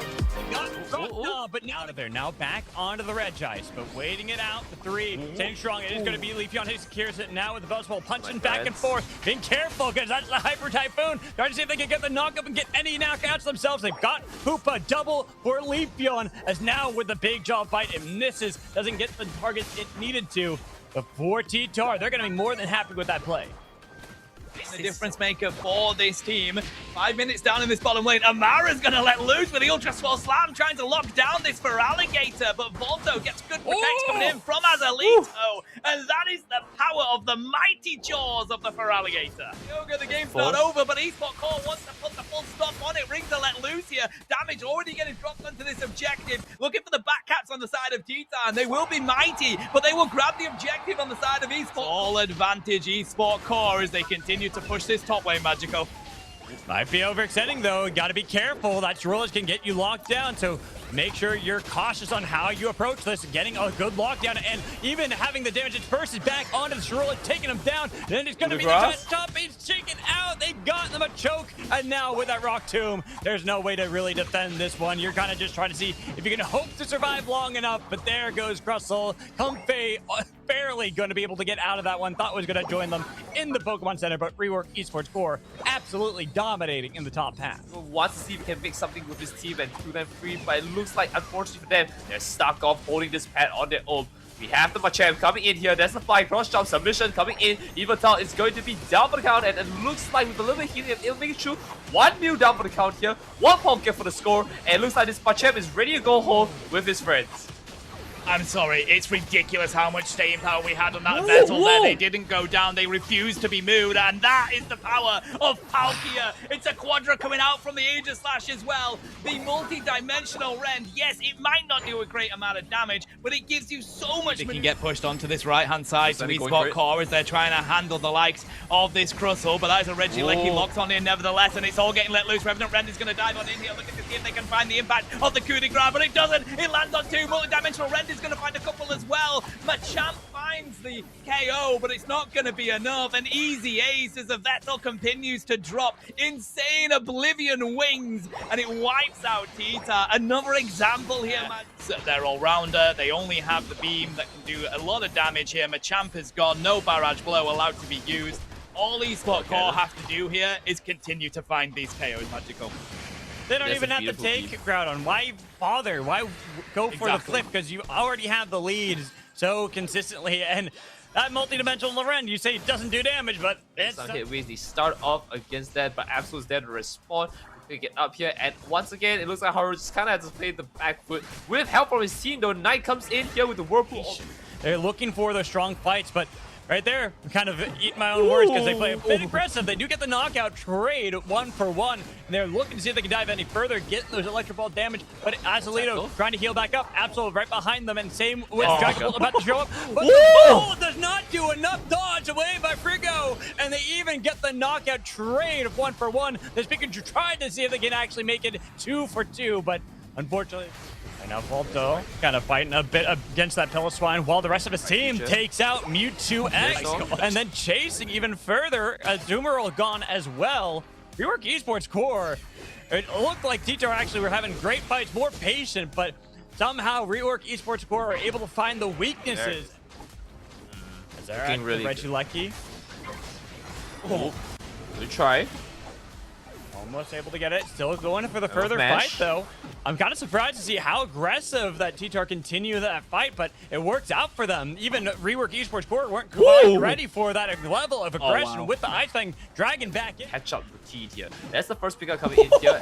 So fast, so quick. The dive comes in through. Midnight Slash coming in. We do have the Azumarill coming in with the very flop. It's not very flop, sorry. The full power belly going in, but the Whirlpool is going to see you to stay himself here. Because TTAR, they had someone out of position, and it's eSport Core's opportunity to shut down the damage. Now they're not going to have that Mewtwo in this fight. MDR here having to teleport out of the way. Infinite Cyburn will come on in, but they don't find the targets they're looking for. Thunderstorm will land, but no, Dragapult finds it, and this is what I was talking about, gentlemen. It is the power of the Dragapult, the power of the Absol that is way too much. Belly Bash will come in, but it's going to be walled by blue HP bars. Does manage to find the Absol, though. Very good shout tonight, and they do have TTAR back, but unfortunately,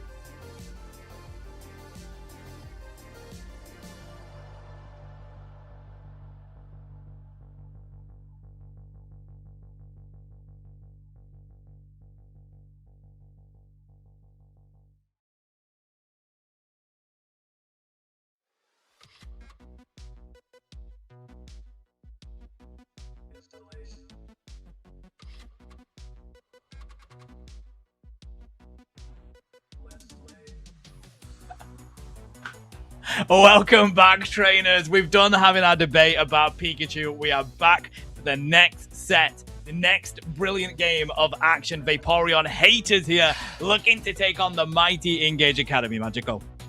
I so badly want them to pick Vaporeon. Just please Engage, pick that right away against Vaporeon haters. Put them on tilt right out of the gate, because for Engage, formerly known as the Electro Drifters, this is a team that I said, another one of those Cinderella stories. A team that's kind of come back where it's like they didn't have the best of start to the season, yet they still were able to make it out into the group stage, and then in the group stage get a big upset to make sure that they continue throughout the tournament, getting diffed out of there. And now here they are facing off against the Vaporeon haters, who are easily, I mean, you look at the standings, they are the second best team that we have in the league, and they've been looking very clean lately. So it might even be arguable to say that they are contending for that #1 spot. I don't know if you understand how this works, Magical. You know, like a Cinderella is like a one-off thing. You know, there's like a pair of glass slippers, not like many pairs. You know? I can't have that many Cinderellas. Do you know what the Holy Roman Empire was? There's a whole bunch of kingdoms and principalities that happened. There could have been 5 different Cinderella stories having each in a different kingdom.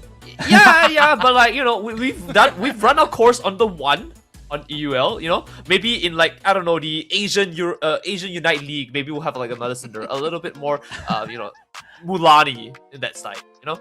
I'm just saying. But with Engage Academy going with Vaporeon haters, I think it's gonna be interesting to see how it plays out, because arguably the one thing Engage Academy could do, which I think would just be the most, you know, team hate kind of thing, is just to hold the Vaporeon for as long as they can, and then just play as and when it needs to flip or like fit the team. That is the one thing they can try and do.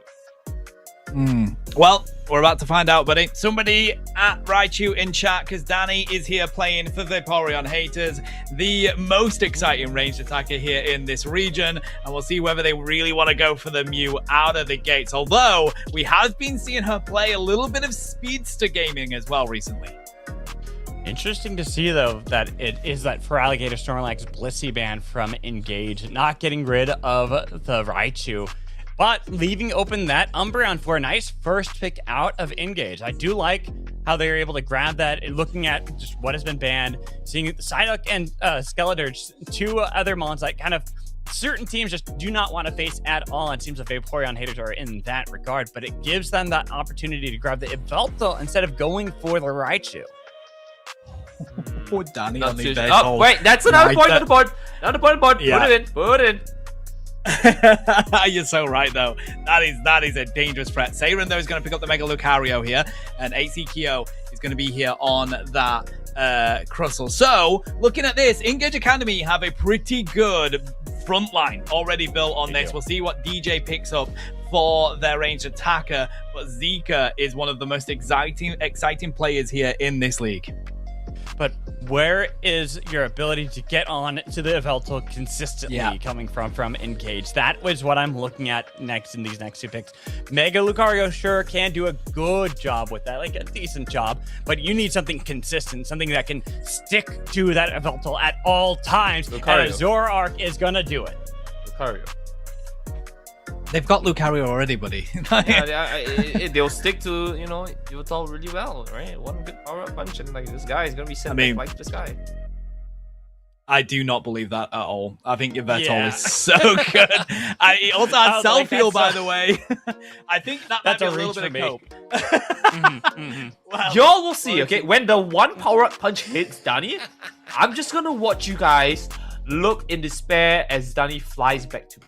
You know, I'm just saying. Look, it doesn't matter if Saren goes down after that and the whole team like gets wiped, but I've proven my point. Well, we'll keep an eye out on that. Here we go, though. Lorituishi is going to pull out that Dragonite, which I really enjoy at the moment. Decent damage with the Hyper Beam, and that you have good secure with it. Magical, I am enjoying these comps that we have on our screen.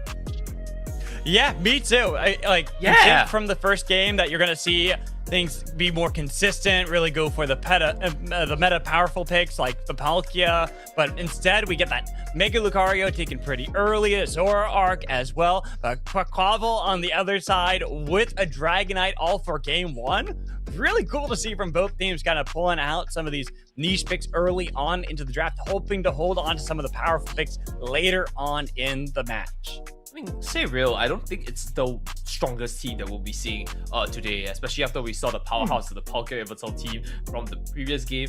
But I think this is a very standard composition we should expect to see going in, right? A team that kind of feels out your opponent, a team that kind of want to understand how they play while still having a little bit of an advantage across the board. So I do like how they're going into this. Engage Academy definitely has a relatively better comp going into it, but I would not say it's an easy fight to go into Vaporeon haters, who, if they protect Yveltal well, let's be real here, there's really not much you can say for the team trying to go in. It's all down to two Pokemon here, Mega Lucario, Zoroark, and I gotta be honest with you, lots of writing in here. So as we wait for the game to load in, I mean, don't worry about it. Before that, I haven't asked you two yet, what are your favorite teams? Magical, what about you? So, favorite tems or?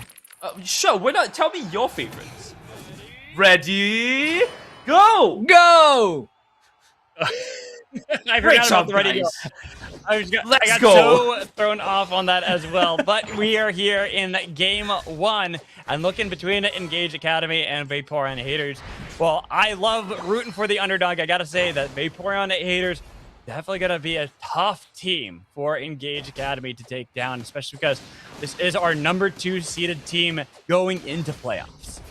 I'm so torn on this because Zika is one of my favorite players in this region right now, and then I also love the players from Vaporeon haters, previously of Los Duros. Keep an eye on this Zoroark. A great effort from Indigo here to try and limit Zika, because that, as soon as Zika finds Zoroark, they are going to be such a massive threat and really lock down Vaporeon haters. Right now they're going in for this. There you go. Look at that match goal. They're coming in. Oh. You know what? I resent. You can go back to taking it. Okay, I mean, I was kind of waiting to see if there was actually going to be anything from the teams, and I thought for a second there was, but not really. Kind of still hanging around, though. There's always that possibility, now that the Altaria camps have spawned, we do see the Espeon moving up and trying to see if they can get that engaged to follow up and might be able to find it. First one is the Dragonair that they get rid of and get the knockout for Engage Academy. Danny has showed up to give some reinforcement back for Vaporeon haters, but great early plays from Engage. And I think it's looking a little bit more stabilized right now. Zika now has the levels here. He's a little bit of a level down. Actually misses the auto here. Could be detrimental, but there's the X coming in and the pickup. It looks like they've got it out here, and Danny's in great shape to see if he can clean it up, but Zika just really fast. Oh no, Danny unfortunately wasn't able to get that with the eject button, but they do with Oscar. Great So communication, unfortunately for Zika, too low HP, and they will find that KO. But they've just found free from Vaporeon haters, and that is the issue with Zika. He is everywhere. Oscar is now trapped in a cage here. Looking to it, Laura for throwing skin. He's trying to propel himself forward here, but Lucario comes on the back here. Seiran trying to make some headways. It looks like they're able to make it out here, but I don't think they want to try and take any more fights from. No, at least holding the defenses and making sure they're going to be fine for now. Really, for Engage Academy, like, this is going to be their mission, is where can they find great plays for Zika more often than not, because that is where their playmaking capabilities are.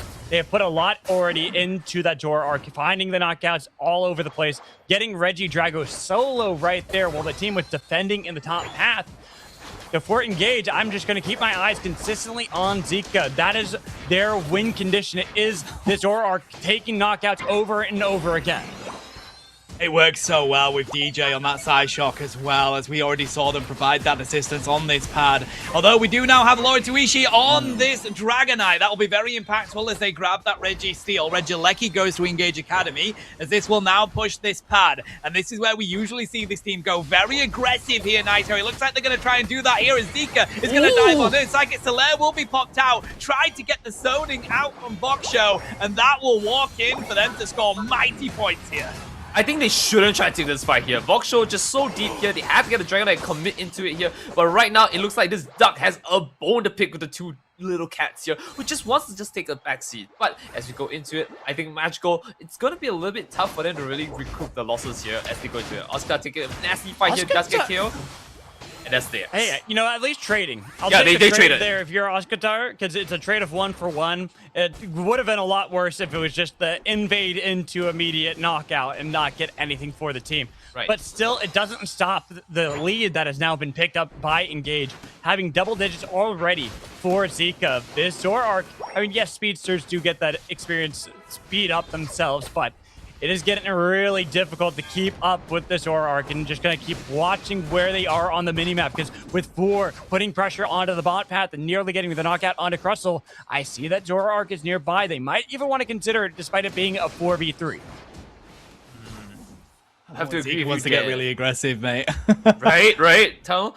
And that's kind of the problem here when you are like it's such a point deficit and you want to go aggressive. Oscar can go aggressive, but like, what's the payoff? Ooh.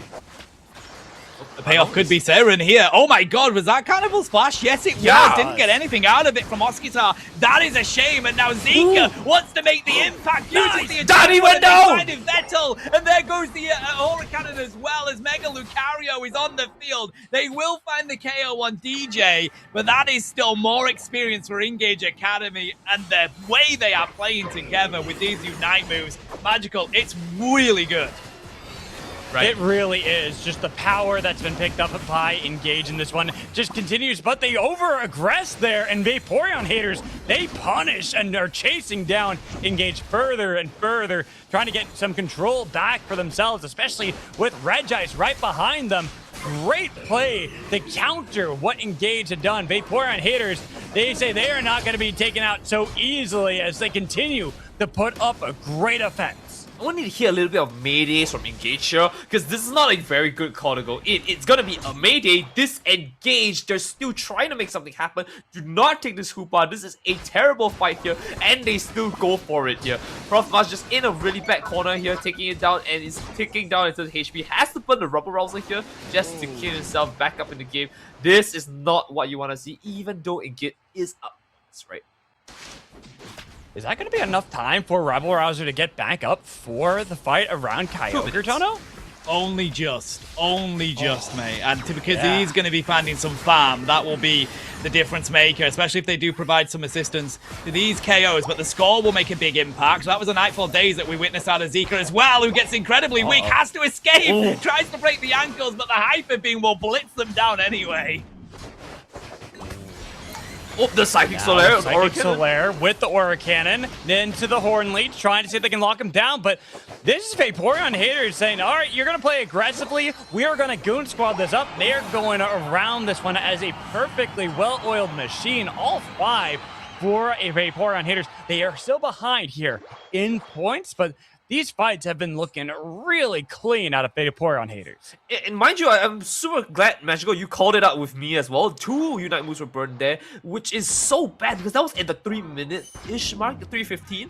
That is 2 Unites that might not come out for the final fight here. They need to play it slow. Engage Academy is in a weird problem where I don't really have Mega Lucario, I don't have Rubber Rouser, potentially, I don't have Nightfall Days, Psychic Solaire, like, there's so many things that are lost in, like, the entire sauce right now. And I don't know if they can maintain this next fight. If Vaporeon haters choose to just fly in here, what are the odds they can actually turn this around? Tano, you tell me. It is 30 seconds on this clock. Well, grabbing this Reggie will make the big difference maker for them as they try and give themselves even more experience, but Zika is just going hunting right now. Reggie Steal will be massive. If they could find the pick on the Quackerbull, it would be all their advantage, but they don't. They're now going to go their separate ways. We've got 10 seconds until Kyogre is on the field, and they're both going to be playing quite patiently into this. We're getting close to Kyogre here. It is now going to be spawned, and Vaporeon haters are slightly behind. It will give them the notification that they are behind, and they're going to have to be forced into this fight as they got that Professor foul? Mush, almost were able to take him down. He still survives. Nightfall Days trying to get some damage, but still, cannon. they haven't got onto Danny. Danny still being able to do the damage and then follow up, chasing the members of Engage. Double knockout for Danny. They're onto the Kyogre, and it's only Ghatlue that get the knockout onto Mega Lucario. It's like Solaire trying to defend. Here's Zika back, getting the knockout. You gotta be a hero in this one to continue, but they got locked down by the Wood Hammer. And with 4 alive, Vaporeon haters should take down this Kyogre. But still, it might be defended. Engage trying to do anything. They're trying to get into the pit, but they just couldn't. So Vaporeon haters now, with the Kyogre buff, chase down the knockout onto Umbreon, and they will be gaining the points. They will be taking game 1. Are we honestly that surprised? I'm going to be the one to say it. You know, you guys can be surprised, but I wasn't, right? Engage has already declared they've burned so much resources into a fight that didn't need to happen, right? They had the point advantage. You could have just taken, like, you know, losses there and, like, just back away with Unite moves. But they chose to burn it. They chose to stack it. We didn't even see the Psychic Story at the very end. We saw the Aura Cannon come out a little bit delayed when it should have been at the start of a fight. There are so many things that went wrong there, and I felt like Engage just let it slip through their hands just before the Kyogre fight. I think it was the target selection from Engage Academy that let them down in that fight, to be honest. Really? I think we saw the Hooper rings let loose, and that was the go for Zika to try and find the KO on Hooper, but unfortunately not enough damage because the team, they couldn't decide who they wanted to take. And then we had a lot of fights breaking out in the middle of that pit, and it didn't quite work out for Engage Academy. And we're seeing with just 10 seconds left on the clock, they lose another pad. More knockouts picked up by Danny and Vaporeon haters. They had those great fights, so they found Engage overcommitting. They punish it and make sure they take that to a game 1 victory. I'm going to go with, like, the magical line of thought here. I think he made it really clear. It's an overcommit. You know, I gotta be real with you. For me, I don't know why you give one of the best range attackers in this game, Yveltal. Danny is insanely good on these ranged attackers, and you give her the best Pokemon in that role. It was ridiculous from Danny with a huge amount of damage. It was a really good front line that Vaporeon haters had around her as well. It was a really difficult task for Zika to find those KOs in that final fight, and we're so not used to seeing that from him. And this is the thing. It's like, Zika was showing how you can play against Yveltal with a Zoroark, right? Getting these great early leads, finding knockout after knockout. But the problem is when you're facing off against Yveltal, especially in the hands of someone like Danny, one mistake will immediately bring her back in and make it so that you can't actually do all that you were doing to the Yveltal anymore. And the Yveltal starts taking over the game. We see actually the more knockouts was for Oscitar on the Quaffle, which I think it was great too, because it was a great way to kind of help themselves engage, making sure they keep engaged on the back foot so they don't feel as comfortable trying to follow up Zika to get those knockouts onto Danny. Yeah, before we even switch to the other stats, right? Because I really want to point this out very importantly. If you look at the numbers in terms of the assists and the KOs that we got, it's very telling that a lot of fights that were going in, it wasn't even Danny dealing damage to go in, it's Voxel engaging fights, it was Indigo actually providing the support to fights that make things happen. When you look at the other side of Engage Academy, you don't really get that kind of support in a sense, right? You get like, I guess an Umbreon that goes in, mean look someone. I guess you get maybe a Espeon with a nice stun going into it. Really, what else is there even with the wall from Prof Mush, right? He just blocks it and he just walks away. That's about it. So it kind of comes down to, I want to say, the composition, but it really comes down to the tools that they have, that Vaporeon haters have, right? They have things to lock them out.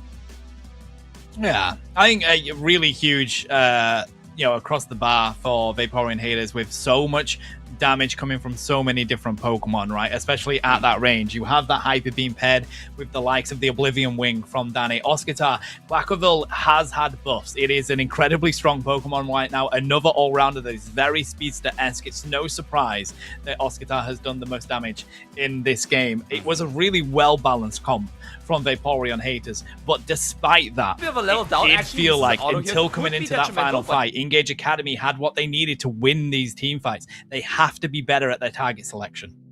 Right. And again, look at the debates right here, right? Magical. This was a fantastic moment. And then this was the mad part about it. Getting the nice knockout, super deep into Vaporeon haters, but just trying to go for the greedy back right there.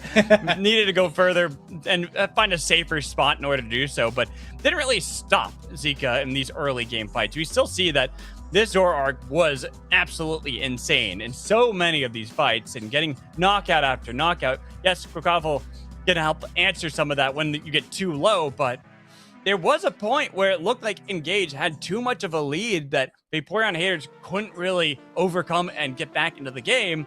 It really was down to the Engage Academy squad. And this happens when you got a bunch of newer players to competitive. Sometimes they feel the hype. They get dragged in by that. They follow it so far, but it was just a little bit too far. As right now, we're still seeing the powerful aspects of it when it was strongest. But soon we're going to see when they tried to go for the dive into the Flux Zone in the bot path that really started the dominoes to fall against them. Hold on. Pause that and zoom it back. What did I say, guys? What did I say? The best that one. Wasn't the one punch. No. It was the power punch doing all the damage there. It was literally Zika. It was Zika with the help of a power punch. I've called what I said. I said what I said. I've gotten my prediction right. It might not have been the right way. I got it. That was not a prediction, right? You said it was gonna do one power punch was gonna do an instant knockout. That was Zika doing a bunch of damage, and then the power punch stealing it away. But we are fast forwarding now because we already have the point past what I was talking about, where they overcommitted in the bot path. That gave Vaporeon haters this great window to have more strength around Kyogre, and then for Engage, they just weren't able to find a good position in order to get Zika into the backline to find Danny, because that's really what you have to do as Zoroark is get rid of that level 14 Volto, because if you don't, then unfortunately for you, the Volto is going to clean up these fights. It's right there. You see Zika, gets not a knockout, but doesn't actually take down the Volto, which is actually the target you need. I also want to point 100%. out that, I just want to really point out as well that the positioning of where Lucario should have been is very important, right? If I'm going to glaze this Lucario, I've got to call it out as well. It was kind of sitting in the middle of where Kyogre was, and I don't know about you, but I really love a 6-player in my team if I'm like making a 5v5, right? And Kyogre was just dishing damage on everyone, and and of course Lucario was just sitting in the middle of all the damage. It was really taking it. You can position better, and I think would have been a big difference. But that's just. But let's take a look into the camps here. Of course, it's amazing to see all 6 of us here today, and I think we've got something going on. I mean, This is just on our end, by the way, Naito. I'm just looking double. Sorry. We have extra cameras that have been put on the bottom for us for production. Thank you so much. That's what Naito was trying to illuminate at. But no, I think that target selection in the final fight, as we've already mentioned, Magical. I think Zika going for Hooper rather than a Vettel was probably the difference maker in that fight. And as we witnessed, they kind of isolated that defender down in the bottom lane as well, which made it rather difficult for them to fight as a team. But here we go. We're going on into the next game here. It is advantage Vaporeon haters. Advantage for Vaporeon haters having the first game victory and going on purple side this time around. But I'm looking at these bans, and so far seeing very familiar faces that we've seen banned a lot of times. But one I'm not seeing is Psyduck, which is now open if Vaporeon haters they didn't ban it themselves, and if they don't have to worry about it being banned on the other side, because Mew is going to be the one that is benched in this game. Psyduck is a free pickup for them first. Agreeable. I like the call here, and in fact, I really wanted to say that if Vaporeon haters didn't pick this up, they've got a really limited support options here. But we haven't seen Suicune in a long time here, and so Engage Academy picking up what I still feel is arguably the strongest mod in terms of CC in the game, as well as being very relatively tanky. I think this is already a really good start to it. But you know what? Tell me surprised if there's a Delmice to pull one of them off, catch them off guard. I'm not sure about Machamp, and I've been unsure about Machamp for a little while now. I think submission is submission. It's an incredible move. But if you don't have the damage to back that up, which we've seen a couple of teams struggle with recently, as well as Machamp struggling to get to that level, that's my concern, Magical. And I think... Put on the board! That You're one already on the point, board. we agreed. We agreed 1 point. I thought Danny was going to take the Raichu there with it being so strong, but... I agree with you, Donna. I did think it was going to be a Raichu, but I think they want to see more of the composition from Engage first before grabbing that. Now seeing the Mime on that side with a Sylveon, I do like this pickup for Engage. I kind of agree with you. I'm a big Machamp fan. I do love Machamp gameplay. I like playing the Pokemon. A lot of fun. However, it is only good, I think, in very certain circumstances, and it really will depend on what is picked here from Vaporeon haters. I think it was just a little too early from Engage, but actually, looking at what has now been picked up for Vaporeon haters, with Machamp having a Suicune on their side, same with a Mr. Mime, they actually have better windows to actually get on top of these backlines. However, you got to be really careful on that, because a good snipe shot can do a lot of damage before you even get close to it.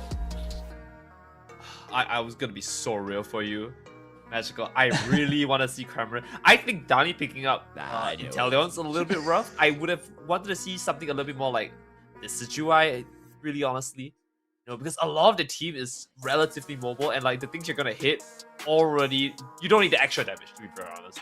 But if we had a Cramorant here to control the space, I think this could be a very different thing. Because we have Barrier for Mime, we can block off things. We have Submission to pull them back here into the fray. I thought Cramorant was it. I'm sorry, Tano. Gengar will eventually. But Revenge is already played. If Revenge is played and there's been no Gengar, there will be no Gengar. It's as simple as that, unfortunately. But trust me, Zika has pulled out the Pawmot here, and that is going to be dangerous for Vaporeon haters, because Pawmot is incredibly strong in this game. It builds up its Unite move by being in the fight. So we're going to have a lot of brawling, and it is going to be the responsibility of those snapshots. I will say, you were asking about the damage, too, for the side of Engage. That Pawmot does help make up for a lot of that. Yes. That is true. All right, I mean, we'll have to see how it pans out here at the end of the day. It's going to be down to a 1-0 situation, favoring, of course, Engage Academy. But let's do this together, guys. Ready? Go! Go! Why was that so delayed? We weren't prepared, we weren't ready, but here we go. They are ready for this game, nevertheless. Let's see who can take the advantage in this one. Vaporeon haters here on your purple side. Engage Academy will stay here on your orange side, and we've got an invade, Magical. Ooh. It's actually going to be invade for invade, maybe? I saw the Mime looking to invade as well, but opts to go back into the bot path. Nice steal there, Oksho. But pretty aggressively and going for a little bit more of a skirmish against this Palmy, who's saying, I don't really like this. I'm pretty susceptible early into the game, so I'm just going to take the Flux Zone and get out of here. It's a bit of a rough spot here. Oscar is going to see why Suicune is the bane of most Lucario's here. Having an auto freeze ability is just going to be such a pain to deal with. But as we do see here, Voxel in return also has the Ice Shot to kind of counteract here. But at least for now, Oscar is just going to be such a weird spot. Unable to do anything about it. He just has to play a lot safer. Let's go back to bot side here. Tano, it looks like this Mime is making some waves here with 12 farm to his name. Yeah, they're going to send DJ into the top lane, and that means that it's just going to be down to Mime down here to be able to hold that up. They do have some offensive power up here now. Didn't find anything off the back of it, so DJ is actually going to go on the invade. Swinub is prepared, though. Voxshow trying to zone it out.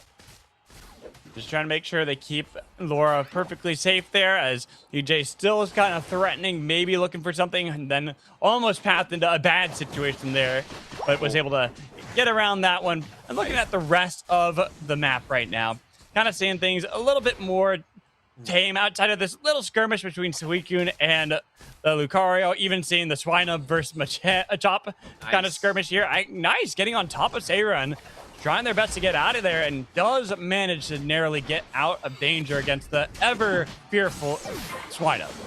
I think the bad situation happened. You gotta color me that. I think they did walk into the lizard itself. But as of right now here, we are moving to 8-minute mark. It looks like we have a Blaziken ready to just take down the Regidrago here. And Vaporeon here is in great position. They do take out the Regidrago. Oscar is able to walk out scot-free. It looks like a general positive for Vaporeon haters.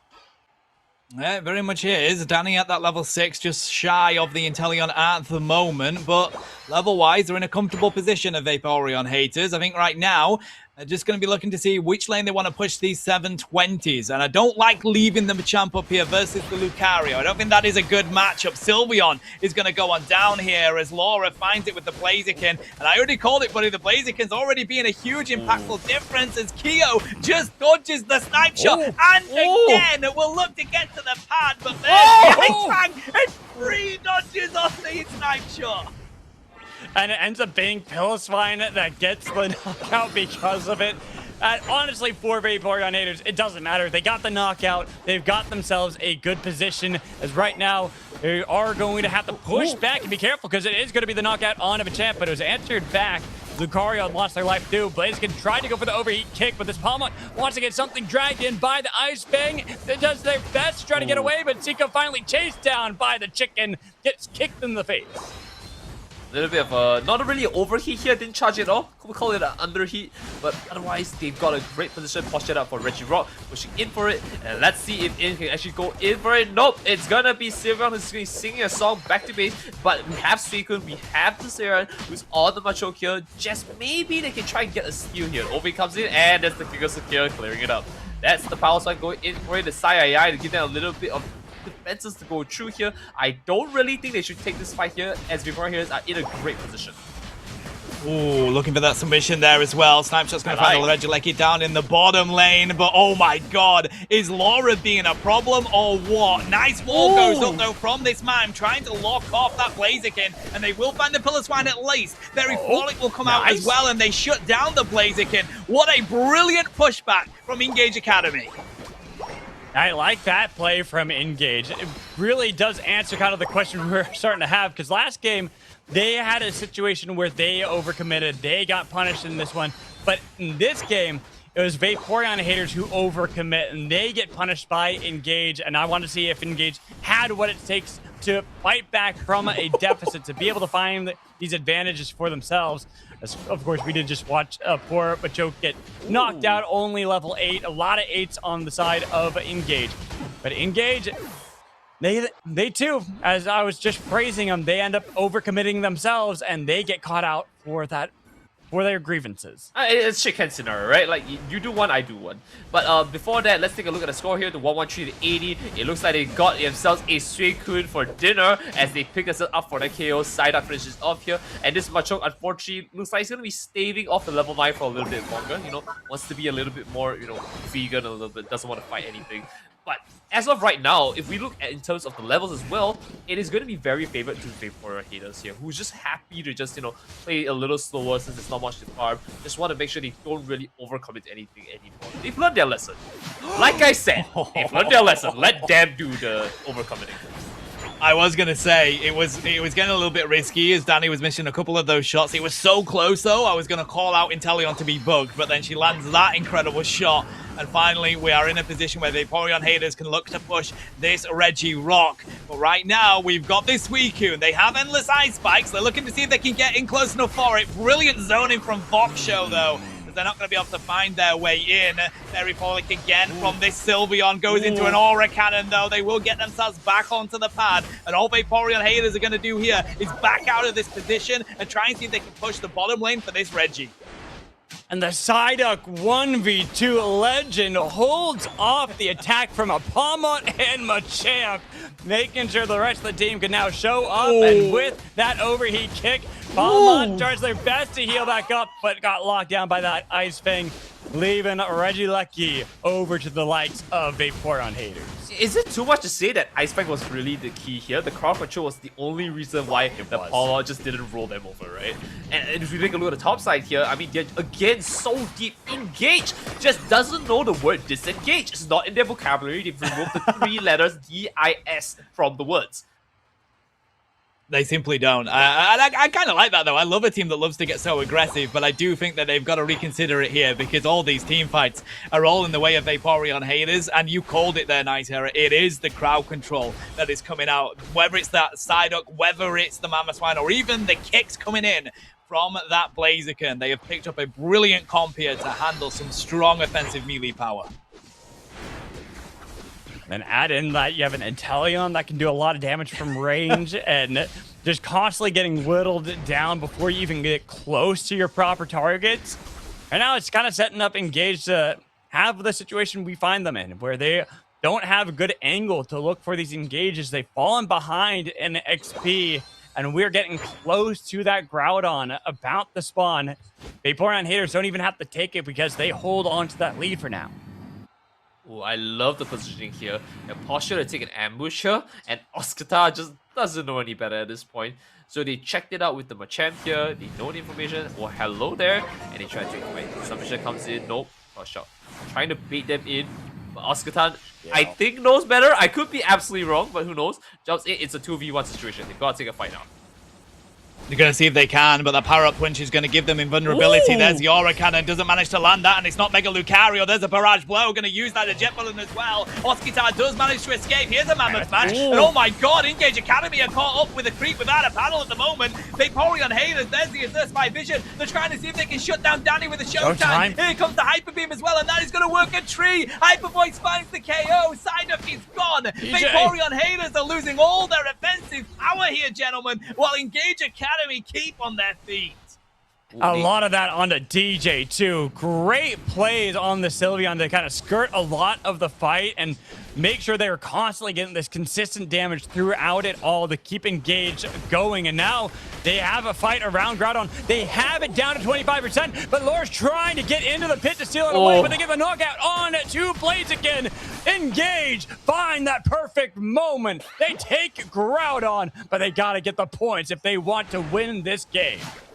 Looking really rough here across the board. They do have the 50s, they do have the Groudon, but they have a Lucario who's able to rush them across the board to just give them a little bit of a hard time. They jump the first 100, that's a little bit a hit for them. 55 points up. If they stop this, they can still have a chance to turn this around in 30 seconds, right? And that's the first pickup stop, and they lost 34 and another 50. Alright, I think Engage Academy has kind of graduated from this school here. I think they are the ones who are schooling the side of Vaporeon haters, and right now, back to the drawing board for them. It is ridiculous how effective this Hyper Voice Sylveon is in this game right now. Like, this is why we see bans on this Pokemon. In that fight there, Magical, everybody was breaking out in that central area, and that Hyper Voice has such a wide range. It cuts down so much defense. It is the game maker here in this one. Well done to Engage Academy to get this win in this game at using things like that Palmot that really were just absolutely doing a ton of damage in that one with DJ as well. But it was not a clean game for them, that is for sure. It was very difficult, even with the power of that Palmot, like you said, Indigo on that side, showing kind of how that can be very powerful. And it was really down to that one moment at Groudon, where it was a chaotic fight, separated everybody, but it gave Engage control of the pit, which meant Vaporeon haters now were playing from the outside, trying to see if they get through, and they just couldn't get over into the pit in time.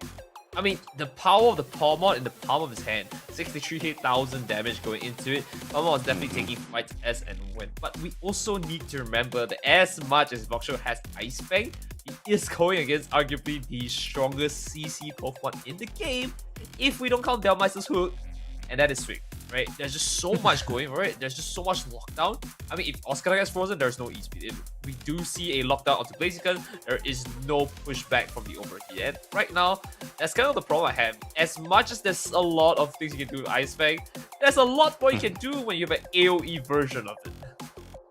Oh, this is insane from Kyo. Like, just dodging these snipe shots. And I gotta say, this is it. I think Inteleon maybe lacking a little bit of the damage in that game. I think it was quite felt. I mean, we saw the stats there. We're so used to Danny doing such a huge amount, but just dropping the 33k. I don't know. I think it's more of an Inteleon problem at the moment. I think it's slightly fallen off with how strong a lot of these range attackers have been. I would have much preferred to see that Raichu in that one.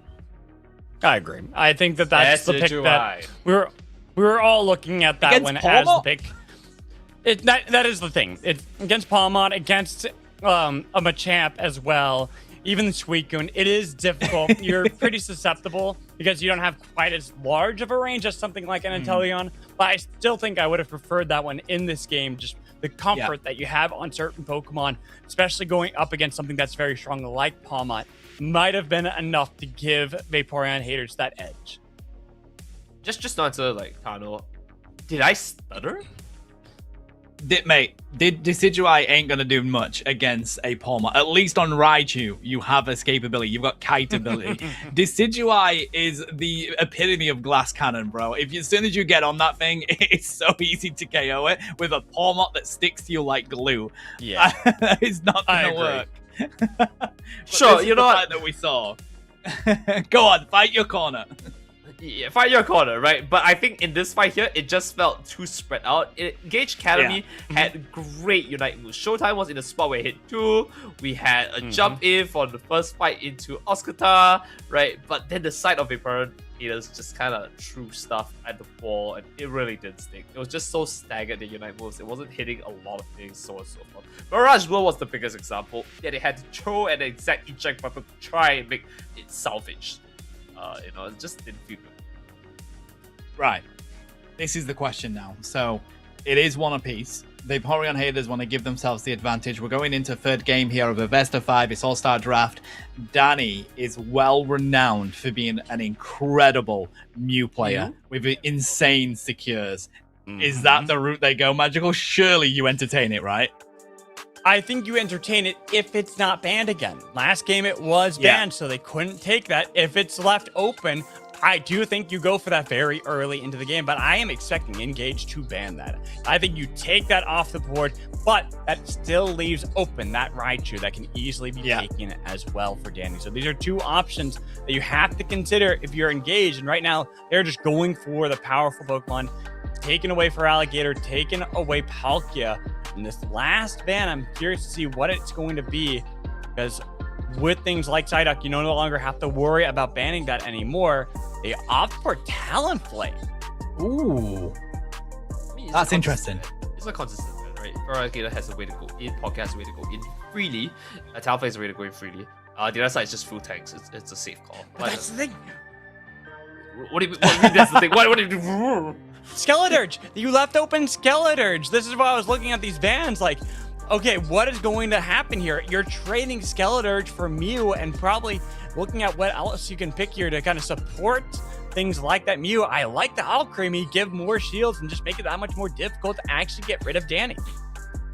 I mean, Danny has now got that Mew, so, they're in a very comfortable position on the side of Vaporeon haters, and they get the Alcremie as well. Indigo is going to be very happy with that. When we get to these later stages of the game, support Pokemon are so incredibly far and few between. Good heals will come through. Lapras has had a little bit of a rise in the stonks recently here. I'm trying to I'm trying to think what other tank Pokemon you could possibly run in this comp, right? For the side of Vaporeon haters, they really do need a tank, because Articuno, I think Ho-Ho. Yeah, I was thinking Ho, but I just didn't feel like it was right. I guess Buzzwole works in this case, and I mean, maybe Mewtwo X is like a stretch, but yes. But the idea is really simple, right? I think we can see it clear as day, which is I take out all the tanks so that, I can dish big solar beam damage from Danny's side, which I agree, but now I guess it comes down to whether Engage recognizes that and they want to play something a little bit more mobile. Skeletor is just the first pick, felt really rough after they realized Danny was going to play into Mew, but I guess it comes down to whether they can work around with one Dark. Or even better, leave Tornado onto the Elder Gods, which would actually change the game a lot. Very curious, this pickup of the Darkrai for Zika. We already have seen Zika play pretty incredible throughout this series, but with Alcremie that you are facing off against, it is going to be difficult, especially because you are not the only speedster. Laura, with Absol as the final pick here for the Vaporeon haters, their composition is going to be pretty strong at most stages of this game. I actually really like it. No, Magical, I think you're kind of overlooking this. Darkrai has one added trait in this entire comp I feel that we're lacking a lot of, which is mobility.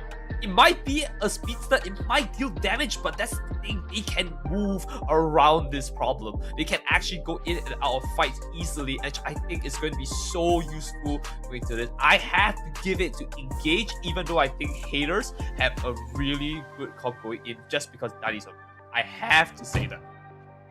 I do like the Darkrai. I think even in my ranked games, still I ban the Darkrai with how much it's so incredibly good in this game. Yeah, I don't know why, but even though things are so good in this game, I hate playing against the Darkrai. I mean, especially as me, I'm typically a speedster myself, or I'm going for the likes of my melee all-rounders. Darkrai is very good against that. Really difficult to catch, of course, and NightTerror called it a lot of maneuverability. The difficulty is Danny is used to that kind of pressure, and that is the one Pokemon you need to take out of this comp. Okay, ready? Ready. Go! Oh, we are so Go! I didn't see it yet. And neither did I. We're here in game 3. We're up 1 apiece in this best of 5 to see who will move forward in the upper bracket to face off against Rework Esports Core, and who will have to go into the lower bracket and fight for survival against TTAR. Right now, we see that Engage did a pretty good job of spreading around, just trying to get those levels. And I'm looking at Vaporeon haters because they got an early game composition just inherently with the fact they don't have many evolutions. Actually, only have the one in the Milk Creek. I mean, this is going to be a little bit of a weird spot for them, right? We have a very strong early game Oscar here, just going to be slowly beating his way through, but they kind of don't really want to give them the XP because, I mean, we know how Surf Edge is. And that's kind of the problem to come right now. Yeah, I do like this bottom lane pressure, though, from Vaporeon haters. Danny already showcasing why this Mew is so good for them. Fuecoco struggling a little bit to find that experience, but it's this level 5 matchup in the top lane we got to keep an eye on as well. Buzzwole looking to rush for it, so is Safetch. We've already got Absol down here for Laura, but that Lapras is such a massive HP bar, and it is happy to take all of this damage. DJ still looking to find some experience, and it is the crits from Absol that are just too much.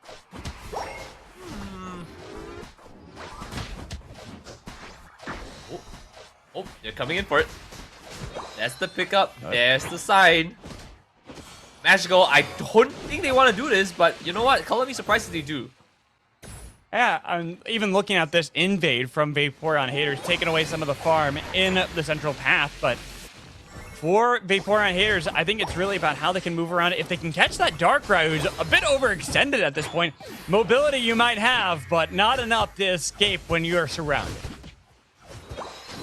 Yeah, that's tough. I mean, Absol is just so good with Pursuit as well. It makes it really hard for you to escape, even if you do have a dash. Right now, we are just going to continue to brawl here. Slight advantage to Vaporeon haters. I think up in this top lane, Oscar has found the better of it. We're going to rotate as well to see if we can get something in the middle. Are we still on Rayquaza? I think what happened again is that people rotated for the middle expecting it to be there. Oop, there it is. Nice pickup here. Yeah, maybe. I'm sorry, I was just focused on to what Tana said there, NightTerror. Maybe that's what they were kind of expecting here, but Vaporeon haters, they are punishing Engage, kind of being spread out, and as they move to rotate, they're not doing so as a squad, and even if you are very tanky like Profmush is, you're leaving the rest of your team to get chased down by the Absol, who's already level 9, into the Flux Zone to get these crits and double knockout, and this top path about to be knocked out.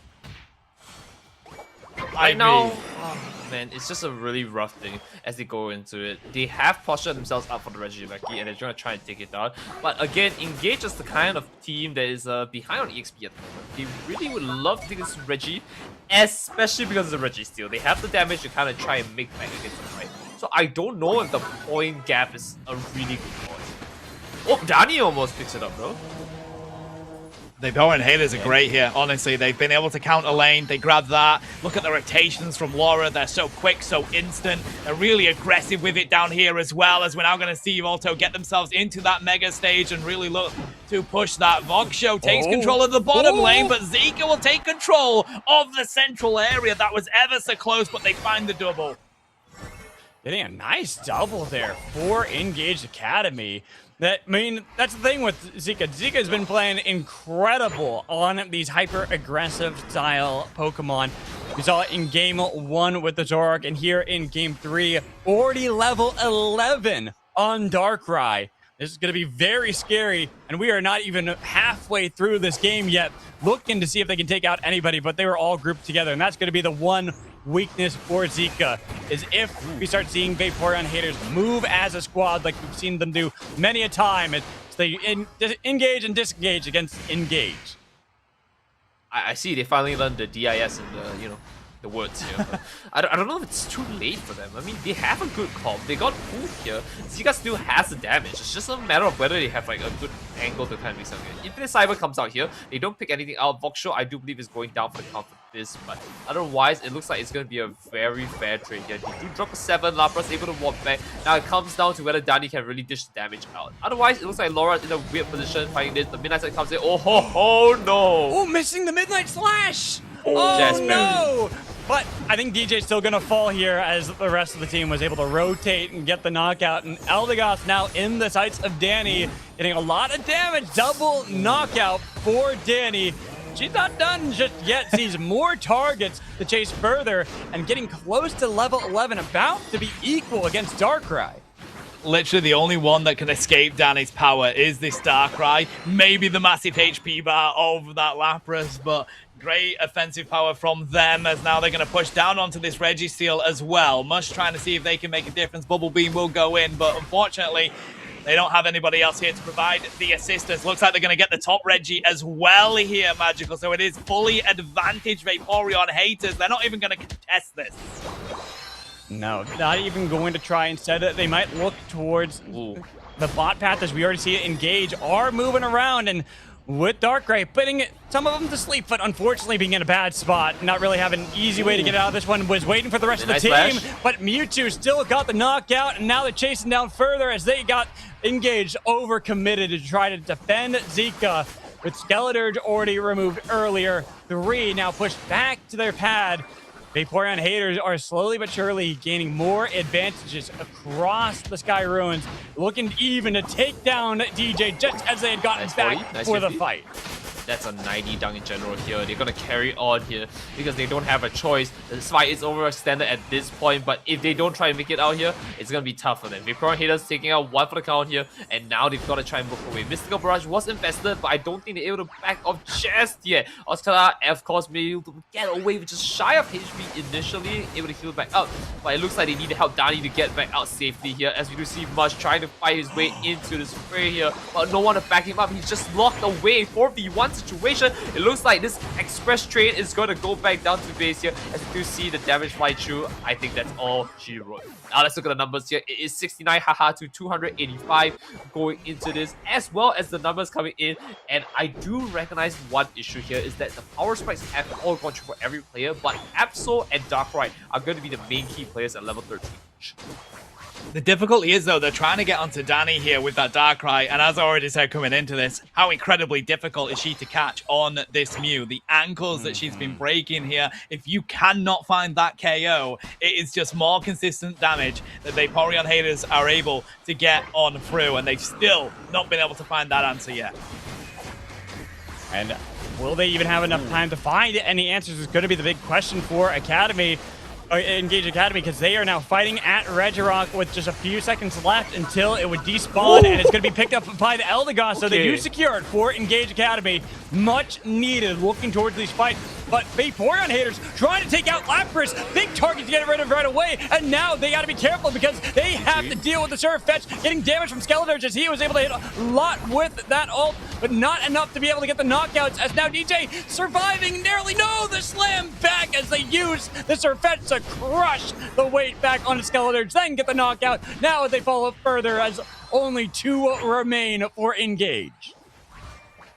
Not the worst thing. Not the worst thing. It's not. It's the 2 that we knew were going to be really easy to dodge the offensive power of Vaporeon haters. Now they're looking to see if they can find Darkrai. Zika with that worst nightmare will find Dani, and that is advantage to Engage as they are now rushing on back. They are down their offensive power. Just Absol looking to come in here, but they're trying to build up that Unite move. The Rip is coming into the Rayquaza, and it's advantage Engage as they continue to do so. Laura still looking for that Midnight Slash. She's going to have to go on in with a Psycho Cut, but they don't find it. It's taken by Engage, and it's going to be Zika that takes it, but they've got to score points here, Magical.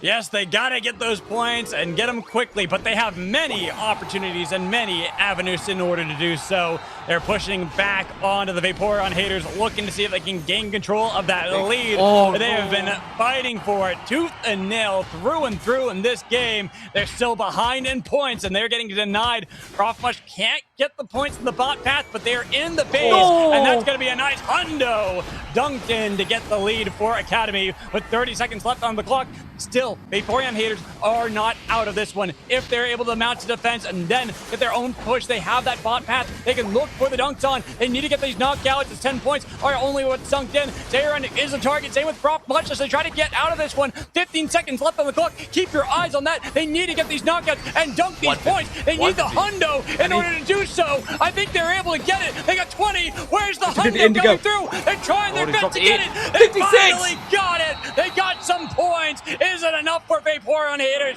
We'll find out. I don't think it is. I mean, they got, what, 86 points? They need about an 80 point. It's going to be close. Oh! 9 points. It was 9 points away. Oh my god, that was such a good pushback. If they had one more person scoring on that T1, one more person with the likes of 5 points or something ridiculous, they take the win. Oh my days! That was close. What a final fight though, right? I mean, being able to do what Professor Mush and Zika did there, they were the only two left fighting in that final fight. They find the KOs, and then the rest of Engage are back. It was a brilliant worst nightmare on Danny. I mean, she's living a nightmare with a dark. I mean, the story writes itself. It kind of does. And I will say, just for Engage Academy, these last two games were nail biters for them, and they fought very hard to pick up these 2 wins. But a lot of that has been from them just finding these small moments of Vaporeon haters overcommitting, playing a bit too aggressively, similar to what we saw from Engage in Game 1 that ended up netting themselves the loss. But in these last 2, they found those opportunities at the perfect moments to be able to get the advantages for something like Groudon, or in this game, Rayquaza, so they can push back and get sure, it's not that many points, but it's just enough for the win. Doesn't matter if it's 1 point or 1,000, a win is all the same when you go into Pokemon Unite. Doesn't matter the points, you just want the W. If you ask me, I really think that their biggest undoing is actually their bans, right? Because at the end of the day, you were going to bring Danny into the fray. You kind of need a strong Pokemon. And you already saw the first Pikmin Skeleton, so I would have seen something like Danny going for the Mew still. And then when we saw a Blastoise, right? I think that would have made it a big game changer. But that's the problem with picking Mew, right? There's not a lot of mobility on it. It's only like one-time escapes. And you have Zika just being able to fly in so well. And we'll see later on, I do believe, is that Danny was all alone because everyone was pushing the fight and Darkrai was just able to go to the back line, which is going to be a big deal here as we take a look later on. It was always going to be the problem, though, is that Darkrai. It's just incredibly good at getting out of the way of damage. As I think production were going to show us the amazing moment there in the final fight of it. Yeah, we'll get there. We'll get there. Eventually. Yeah. And so we'll get there, so we can kind of keep our eyes on that one. And once we get there, we can start talking about it. But these earlier parts of the game, the Vaporeon haters were the team that was kind of in the lead. They were the team that was looking like the stronger of the two as they were gaining more advantages. Like Laura on that Absol was very scary. Gotta give it to you. Laura on the Absol is really scary. I'm one of the strongest Pokemon in the game in terms of just going down. Look at that. If that last Midnight Slash hit, if not for the eject button, there was pretty much game over. A nice snarl coming into it. They did try and do it, but it's just obviously in a weird spot. But again, it is Danny alone, Darkrai in a great position, and the only reason that actually paid off was because they weren't able to make anything work. But same thing here. Underestimate the Darkrai, who was able to pull away, but then again, you kind of had to invest a Unite move just to get a KO on something that's just so low. Was it worth it? Yeah, I mean, nah, because Zika was already weak there anyway, so it was an easy KO for Laura to find in the worst nightmare. But I kind of want to find the KOs on the high-level Pokemon, which is why they're really trying to target Laura there.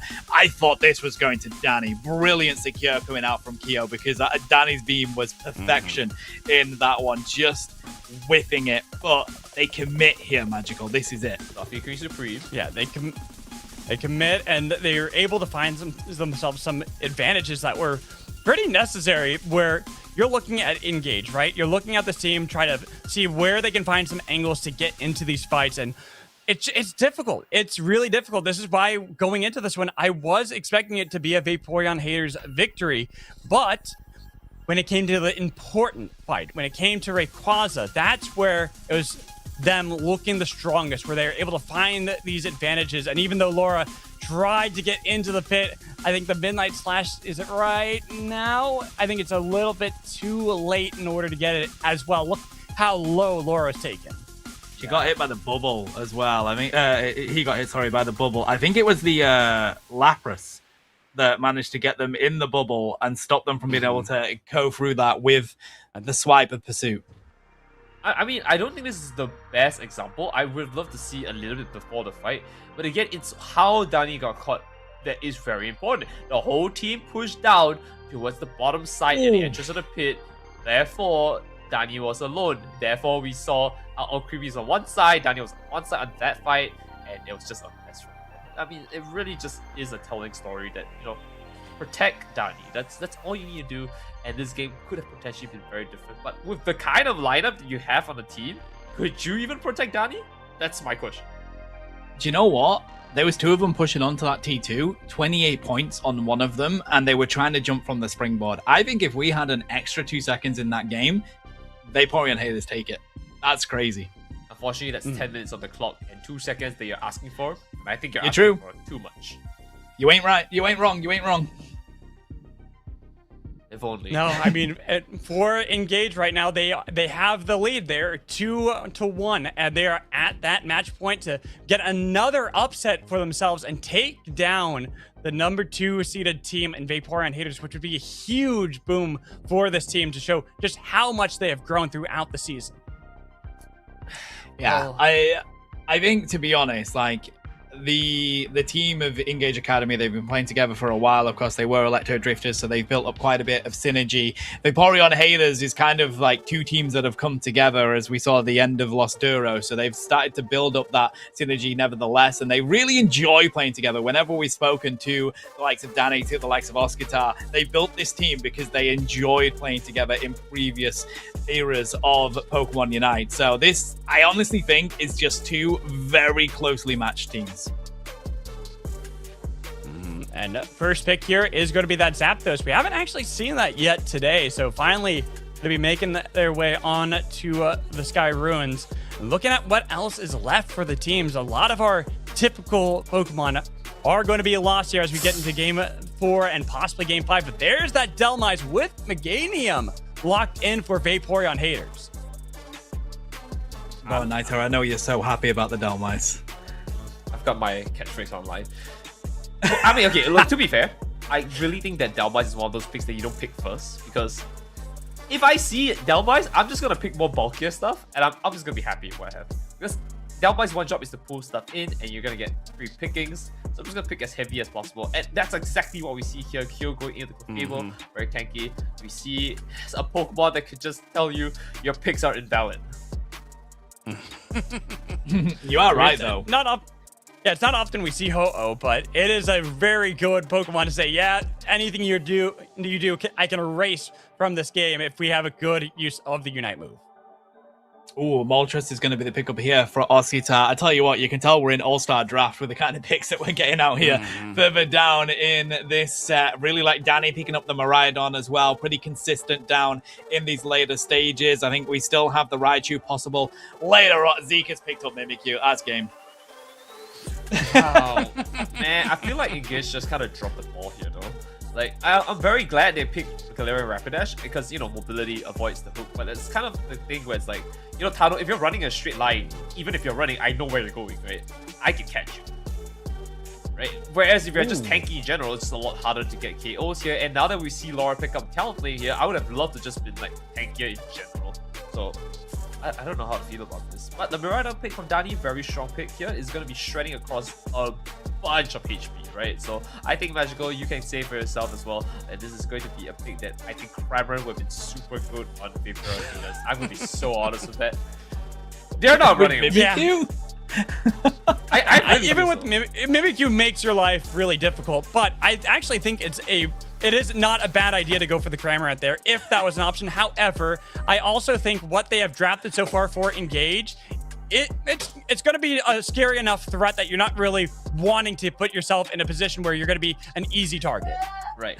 So I don't know. I'm a little bit unsure about how... I mean, Danny's really good at kiting things. I love the pickup from Laura. I think the Talonflame is genius coming into what they're up against with Engage. Realistically, the gravity could make a huge impact if that's what Kyo wants to go against, but it's all about trying to get some great secures onto the Zapdos, onto the Mimikyu, onto the Rapidash, and that's exactly what Laura can do on that Talonflame. No, I really still feel at the end of the day that, you know, as the comps are being finalized here and they're going into the game, it was just a little bit of old test and feel stuff, right? They've got half the equation correct, the other half is a test and feel kind of thing. Engage is ahead anyways. It's good for them to try. Yeah, ready to go. Yeah, we did it, guys. We are ready to go, buddy. This is the one. Let's see who can take this. Are we going to a game 5, or will this be it going into the central area? Is Laura on that Talonflame? We're going to have Zika doing the opposite on the Mimikyu. It's all about the early evolutions for Engage Academy, though, Nightera. Right, Laura coming in, so it's going to see if we can get the level 5 early to see if we can get some early engages here, but as of right now, I think we're going to have to see how it pans out. I know one thing for sure as of right now is that if they want to make something happen, it's going to come down first to this whole O, and unfortunately for them, Boxshow just does not have the one hook just yet. No, not for a little while, buddy. Still, though, we're going to see if we can push this top lane with Laura as they are now on level 5. He's going to be able to make a big impact against that Mimikyu, but they're going to fight in the central area whilst we try and take the experience up here. We really want to get Indigo online quickly enough, but they want to do the same with Rapidash for Engage Academy. It seems like everybody is here from Engage Academy. They're going to leave Ho-Ho down in that bottom lane. It's a 4-man push up in the top part, and with the discharge, it's too much damage for that poor Chikorita. Well, starting off strong here, it is going to be Engage Academy with the nice push going in and extending their point lead to a jump from 4 points to, wow, what an amazing jump in again, 260. And I guess that's all we have to say here, because this means that we've got some stacks on Zika as well, which gives them a lot of damage. Oscar being alone here, I don't really feel it's a great call, you know?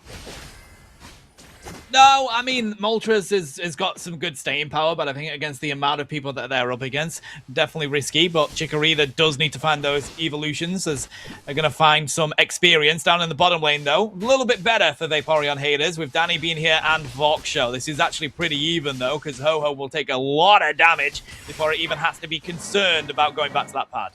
Well, right now, we are going to be seeing the spawn of Redrago here as they take another fight. It's going to be a little bit interesting to see what they can really make do here, as, of course, Promise has taken a little bit of damage here. We've sent the birds out, and I guess the question remains, how do we want to try and take this fight? They start and pushing themselves up for the Redrago, and Engage again has the advantage here, which means now Mimikyu has this buff. It can score just a little bit faster, and that's great, because that one extra weight stack is going to make a big difference now.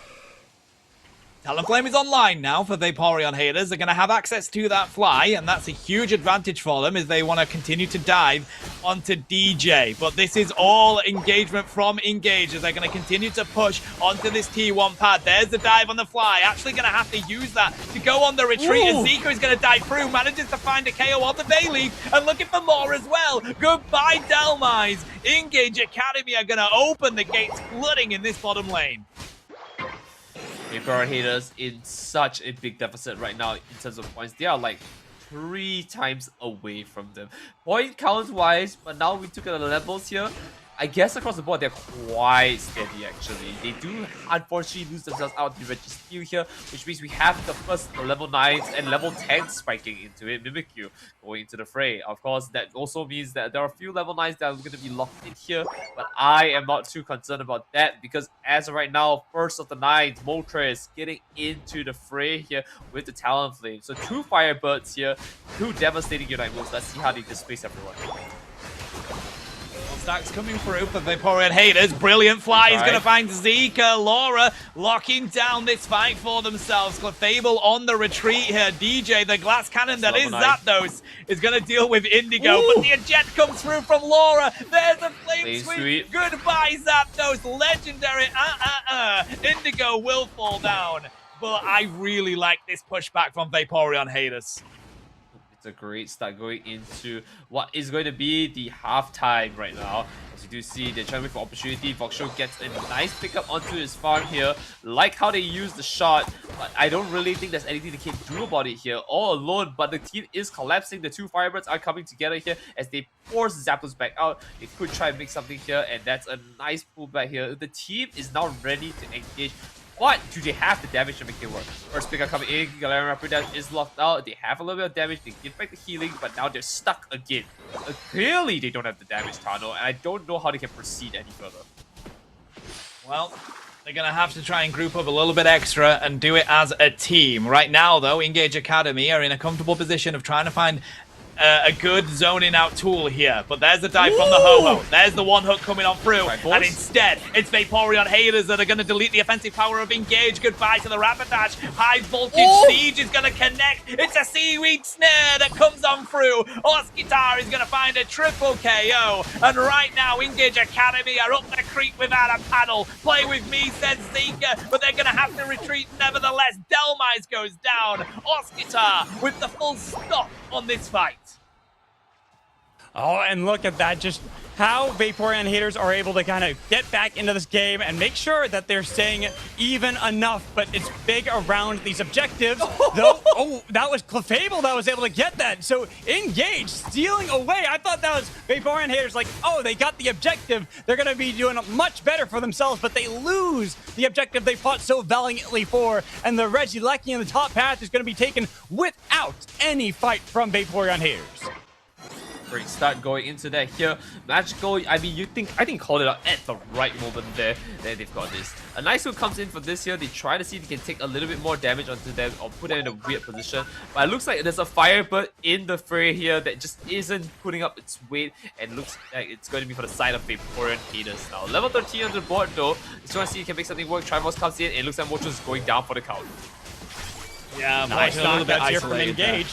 It is a good catch here from Engage as they're going to push back big time here. Magical, they managed to get plenty of points in on the board. This is actually ever so close. We've seen really good fight coming from Zika. We've seen really good fight coming from Oskitar. Laura will land the fly as it has been a really good answer to them squishies that Engage Academy has. Yeah, but it hasn't been enough to actually get them that lead. They keep fighting back and forth, trying to get that. They've had some good moments, but unfortunately for them, it's just Engage who started off with the bit of a lead. However, if we take the last two games into consideration, the team that was winning for most of the games struggled when it came to the all-important objective fight. Nice pull on the Ho-Oh as they had to leave behind the team, but it might actually be the pushback to get the knockout on a Zapdos. Massive target with the double for Talonflame, making a triple as they chase into the Flux Zone, and this is what Vaporeon haters needed. Wait, a good call here. I saw a 20 dunk going to go into a 19 there. That was huge. Laura, again, locking in for the team. The Flame Sweep comes through. You're not bothered about using a Talonflame Unite move under the 3-minute mark because it's not that much used for a team fight anyway. And you pick up the entirety of Engage Academy in that lane with that impact. And now you have a level 14 Talonflame, gentlemen. A Regirock for your team as well. They have got themselves back in this game and they have the advantage they need to break this fight. I mean, Pokemon Unite is a very interesting game when it comes to the back and forth. If I'm taking one objective, how can I take something back from them to kind of equalize it? As we go to the 2-minute mark, it's very clear that Vaporeon haters need to try and find one thing. We'll see as we are the crowd on. Oh, missing that. That would have been pretty big for them, but we see this Galarian Rapidash too far. Forced to use the Giant, just taken down. Big one to lose with 20 seconds until respawn. Prof Mush did not want to use the feather to drag him back into the fight. Oh. Might actually end up doing so, waiting to go further into this as they're chasing, looking for the knockouts. And it is that fight onto the Talonflame. Laura is going to try to fight back. They lost Miraidon as now Voxo in the midst of it all. DJ trying to get some damage back for the team. And there it is. Oh, a little bit out of range to be able to get them fully back in with that Unite move. And now Groudon in the sights of Vaporeon haters as they're trying to push back against a 4v5 again with a nice hook landing onto the Fable, trying to see if they can get more damage onto the Ho-Oh. They've gotten rid of the support, and now no more healing for DJ, who's trying to get some damage back for the team. The Fly trying to take down the knockout on a Profmush, getting rid of Ho-Oh, and then looking for DJ. The Zapdos has no health left and is an easy target for Miraidon. Oh, that's so tough, buddy. They didn't manage to get Zika back. Zika's just waiting for the right moment to dive on in with that Phantom Force, and they do, but the rip continues on the Groudon. That is a brilliant fight from Vaporeon haters. They find the right targets at the right moments, and this looks like they've got what they need to take this win, but the defense is here from Engage Academy. They were already in the lead with this. Can they stop them scoring? No. There's a 50 dunk, looking for the Hundo Burger on Danny as well, but no, it's Laura that's going to find it, and now they give themselves the lead. And with that lead, Vaporeon haters are going to take us into a Game 5 deciding match between the two. The back and forth nature, as I said, for Engage, they held on to the lead, and it seems that in this series especially, if you have the lead early on, it means that you are destined to lose, as Vaporeon haters do a great job of grappling back the reins of this game and taking Game 4. Let's take a look at the points here. I mean, we finally see Vaporeon haters finding their footing here, and they've got a bit more to work with. I tell you what, cannot wait to see the replay of that Ho-Ho. I feel for Professor Much that we are going to see the replay of that rekindling flame, but just missing it ever so slightly on the side of Zika is so impactful in that fight. I mean, yeah, it's just well done from Vaporeon haters to kind of utilize Voxo on that Delmise. And Nightara is right. That Delmise can be very powerful with grabbing those squishies and getting them out of position. And Voxo really put on a clinical showcase of how you can play that hook Pokemon so well. I mean, I'll be real. The hooks were kind of mid, I'll be honest with you. But Voxo definitely had a lot of good moments where, like I said, right, even if you were to tell me that, you know, he wasn't doing fantastic in terms of the hooks, I think Voxo has taken so much pressure off the team. There were a few times where the play with me landed onto Voxo and you're just like, really? The useless hook? The guy who missed the hook, really? Hey, you're gonna go to him? Not the, I don't know, Firebird, the Lightning Dragon, the Grass Dinosaur, you know, none of them? Sure, I guess. Which is interesting to say the least, right? I'm surprised that Voxo only took 25k damage there. I think that Delmise needs to be in the fight more, needs to be taking more of that damage. That is effectively your tank in this game, right? Alongside that Moltres. I think that's the difficulty there. They weren't being too front heavy, as you can witness from that damage taken. So I don't know, though. We are going to a Game 5, so, you know, you disagree? It was 25k taken, bro. I'll explain it later. We've got replays to go through. I'll talk my thoughts through that later on, but there is a very crucial point that we need to talk about. Is the team comp leader, right?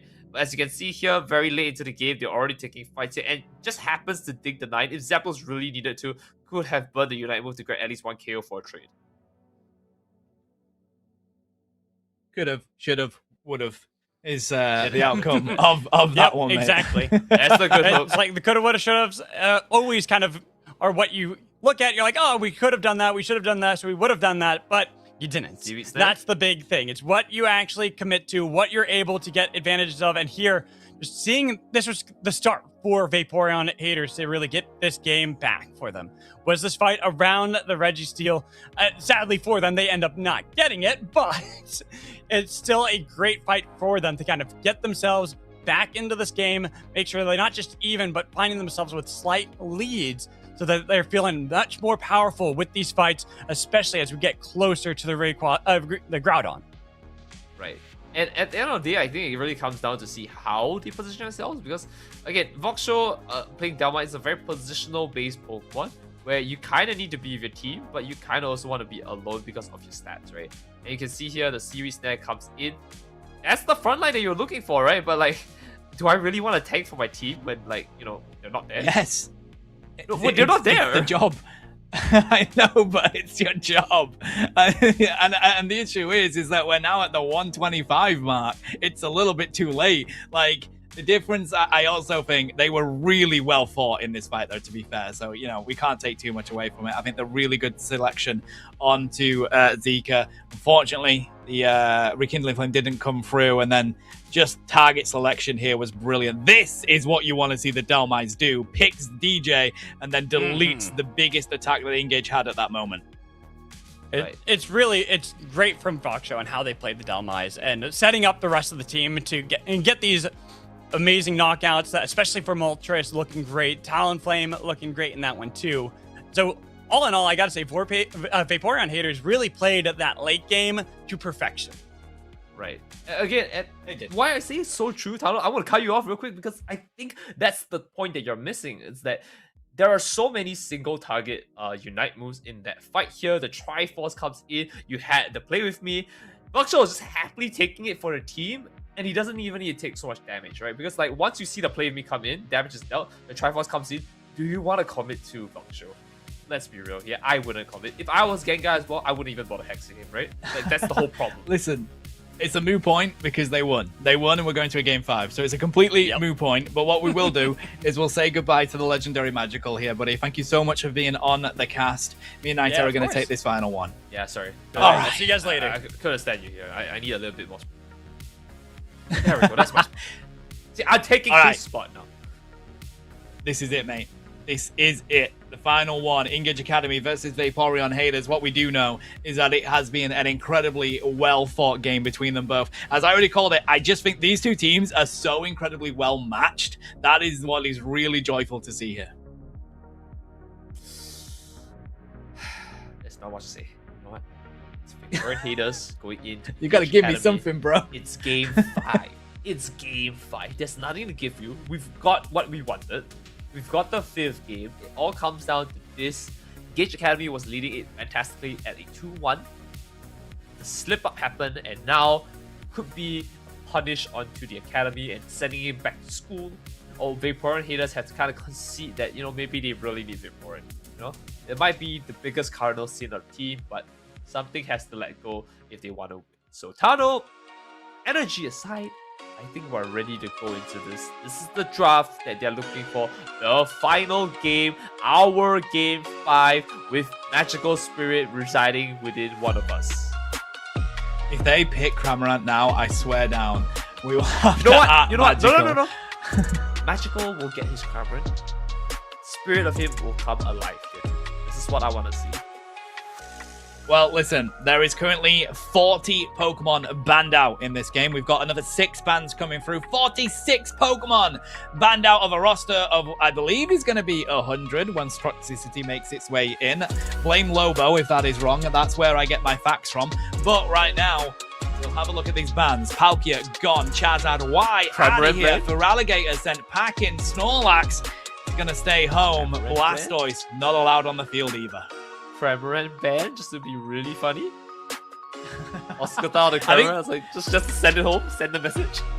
I think with how many Pokemon are banned, I think people would rather take it than ban it, mate. Blissey is going to be let through here. The Vaporeon ban from Vaporeon haters on brand. Good call, good call. They don't have a lot of options left. I think this is fine. They do have a Blissey to lock in here for a tank, so to speak. They have Mr. Mime as well if you really want to look into like more niche options. But otherwise, oh sorry, they don't have Mime's Mr. been Mime. played. Yeah, Mime's been played. That's crazy. They don't this have is options. it. Yeah, this is all they got. The options are gone. Yeah, maybe we'll see I don't know, the Eon twins here. I do think that Latios or Latias can be really good. Sorry, I gotta say this. I think a Latios and Latias combination would be really good. Well, what will be? Dodrio out of the gates. Voxo is going to pull up the slow, bro. I actually really like that here. Whatever offensive power Engage Academy have, you at least have a Unite move that will shut one of them down. Let's see what they want to go with for their defender, because that's it. Right now, the defenders and the supports are so thin when we get to these game 5s. It is going to be the Latias that Seiren's going to pull out, and the Articuno for Professor Mush. This is an interesting play from Engage Academy. Gudra. Do we want to go that far? We have a Greedon as well, I guess. We're not in veteran, bro. Whoa. I don't want to hear that you just said that, considering this channel belongs to the man who runs the rat. Yeah, but, you know, Greedon can actually do... to be fair, I actually like Gudra, so I'm going to shut up about that. But finally, the queen herself is going to pull out Raichu here. Going to go up against DJ on that Greninja. I really like that ranged attack matchup at the moment. Indigo with a Comfey as well is kind of making me question what Laura's going to pull out with here. I think Zika's on the right track here. They've got 2 assassins into their team. Just jump in against the Dani, which is going to be surfing along the lines. Laura, what I really think would help here is something like a Metagross to lock them in. I would love to see that coming in, but I think we've got ourselves locked in for the budget Revenant Red. You say that, but it is a brilliant Unite move from Ceruledge. Laura's going to pull that out. I actually really like that against the likes of Zika on Leafeon. I think the Ceruledge, or rather Saren, is going to play it here. What are we going? What is happening? Zika is now going to pull out the Greninja. I really like the Ceruledge in this one. I think it's a good answer to both that Greninja and that Leafeon. If I had to be really honest, I think the composition definitely leans heavier into Sub Engage Academy, but I guess it really comes up to Laura to prove, something. Because as much as I want to say that, Vaporeon haters have a bad comp, it's kind of the problem where Indigo will not exactly be in the fight. Boxer will take down 1, and then Laura has to pull their weight, see how this kind of pans out. So that's where I'm really standing at. Nah, for me, the difference is the fact that they've got core healing on the side of Engage Academy. I mean, that's... Well, they've got the Blissey, they've got the Latias as well. I think Comfey is just single target healing. I think that might be the thing that lets down Vaporeon haters a little bit. Yes, they've got self-sustain, but the heals that they can get on the side of Engage Academy, I think, will be the difference maker. But if you take that out of it, which is pretty hard because, supports are the backbone of Pokemon Unite. Yes, they are. If you take that out of it, I do prefer the comp on the side of Vaporeon haters. I don't think so. I still think that the Blissey, while it makes a big difference here, Engage just has something they're going for. They have an idea into it. It's a stable, more composition because I don't know what Knight's gonna do, right? Just because of the healing. Well, this is it. This is the final game of today. Let's see who else will make it into the winner finals. Here we go. Top lane is going to be Saren on this Leafeon while they allow the Greninja to go through the central area. Of course, they only need level 4 to be impactful in this top side, whereas Greninja needs a little bit more to be impactful. TTAR is just going to score straight out of the gate. Right, and they're getting a very good start into this here. I really like how they're engaging into this fight. Indigo gets back in, gives Oscar a little bit of healing, and Oscar just has to make a headways up for it. Even if he loses this little bit of extra EXP, I think it's not the worst thing in the world. A nice jump in, did not catch anything, I believe. It's fine. You know what? They've come out with a better position, and Zika might be in a weird spot. They're going to need to find that Evo on TTAR pretty quickly, though. Coming out of that central area as well, on the side of Dani, as they try and share things out here. You need that Raichu pretty quickly. Ceruledge at least is in a comfortable position for Laura. They've got that Comfey around them. The rest of the team from Engage Academy is here. Surely you win this fight. You've got more firepower. And they do. Laura deletes that line from Engage Academy. And Vaporeon haters have all they need to find these Evos. Alright, a great start coming into there here. 62 points leading out to the nil on the South Engage Academy. It supposedly looks really good, but again, they are so prone to overcommitting, and the complacency in that kind of hurts them. Well, they're going to fight in the central area for it. Nevertheless, as Engage Academy look like they're going to find a pick on Laura here. That was a very risky move for Vaporeon haters to go for, but Dani does come in, skites around, and manages to find the KO on Zika, or rather it was Zayra that Zika does go down. On the opposite side of things, Vaporeon haters are the ones that have got the pedal to the metal at the moment, and they don't want to let up at all. What did I say, right? Like, just overcommit again. I literally said that just before that. And once again, we do see, I guess they didn't really get punished too hard, thankfully, but that's the problem. You want to go aggressive and get more leads, that's great, but like, there's not a lot of benefit to it, and like, I think that's the problem you have now. Right now, if this Reggie Jungle goes in, I think you overcommit the fight, just to get it, right? But That's the problem. You kind of need to wait for the side of your team to come in here. Dani is able to kind of just intercept them. And right now, it looks like this Regidragon is going to take Sarah comes in. No pickups for the side. And they potentially might lose Sarah. There it is. There's the pickup. It was a good try. And at least that one had a lot more benefit. Right now, though, at the 720 mark, it's 119 points to 0. This is Vaporeon Haters' game right now, and Engage Academy have to do more to get themselves back into it. They're looking to see if they can find Oscar here, who escapes with a sliver of HP. Regilecki down in this bottom lane. We're going to have the team show face for it for Vaporeon Haters, but the rest of Engage Academy are already here. Surf comes through from Boxshow. Danny trying to be the impact maker. Manages to find the Articuno, but can't find the Regilecki there, as DJ is going to steal that one away. But they have to retreat very quickly because Vaporeon Haters have so much offensive power. I mean, good on Dani recognizing the situation here. I think Dani definitely made the right call to pull away, even though Boxshow was there. But otherwise, look at the fight going into this. There's the pickup, there's the spin, but not enough to clean up the house as he had to back away. Laura trying to make a way back the team because this is a double KO if he goes in for it. Coffee coming in here, gives a little bit of healing, goes in for the fight.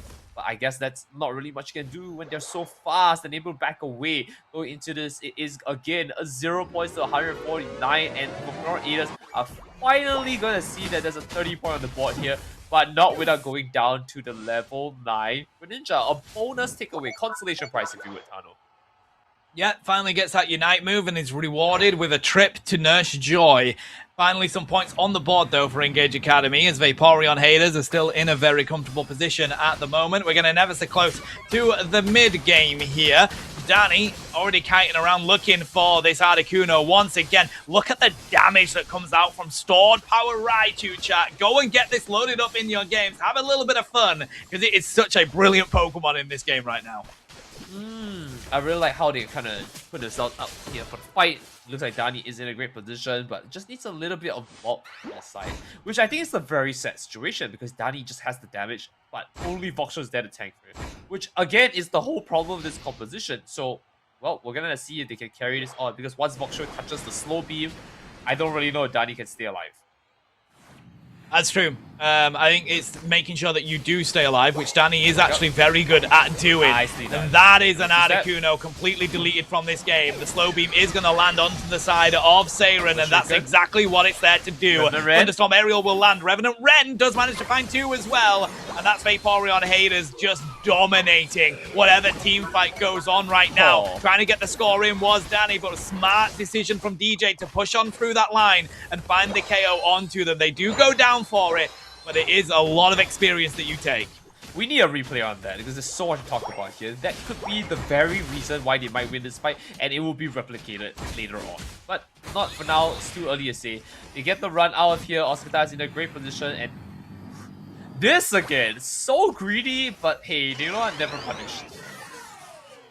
Never punished indeed. Pushing up the top lane is going to be Vaporeon Haters here, as they're going to see if they can get in a position to take this Regice. Damage from DJ onto it, but they're going to be isolated. We've got a Leafeon on in Emerald 2-step, ready to go. Going to land that one. Oscar, though, isn't taken out just yet. We have a Comfey that then finally go down. Indigo's going to go provide some healing to Danny. But a good peel again from Engage Academy. They're going to find that Regice, and they are looking for more. Danny's going to have to back up the Flux Zone here. Laura is here with a Revenant Ren, manages to land that onto the Blissey, but that's not their target. Looking to see if they can find the Greninja. What about Shuriken will dodge them over that wall, though, and here comes the damage. A dive down the Flux Zone coming out from Zikamoy, and that makes the difference as Laura falls as well. Engage Academy with a brilliant bounce back here. Very convincing on the Greninja here. It looks really low, but damn, that's so much damage come through. They start doing this here. They've locked themselves out of the goal zone, which is a great start. Articuno has done his job to defend, and right now it looks like it's on the side of Vaporeon Haters. Kind of respond to see what they can got for themselves. Damage flies through. They have it going in, as we do see Dani back to the fray. They want to look for a position here to see if they can actually secure this Regieleki. They need the points. They are doing so well, and a bit more points could just honestly force them into an awkward position for Engage Academy.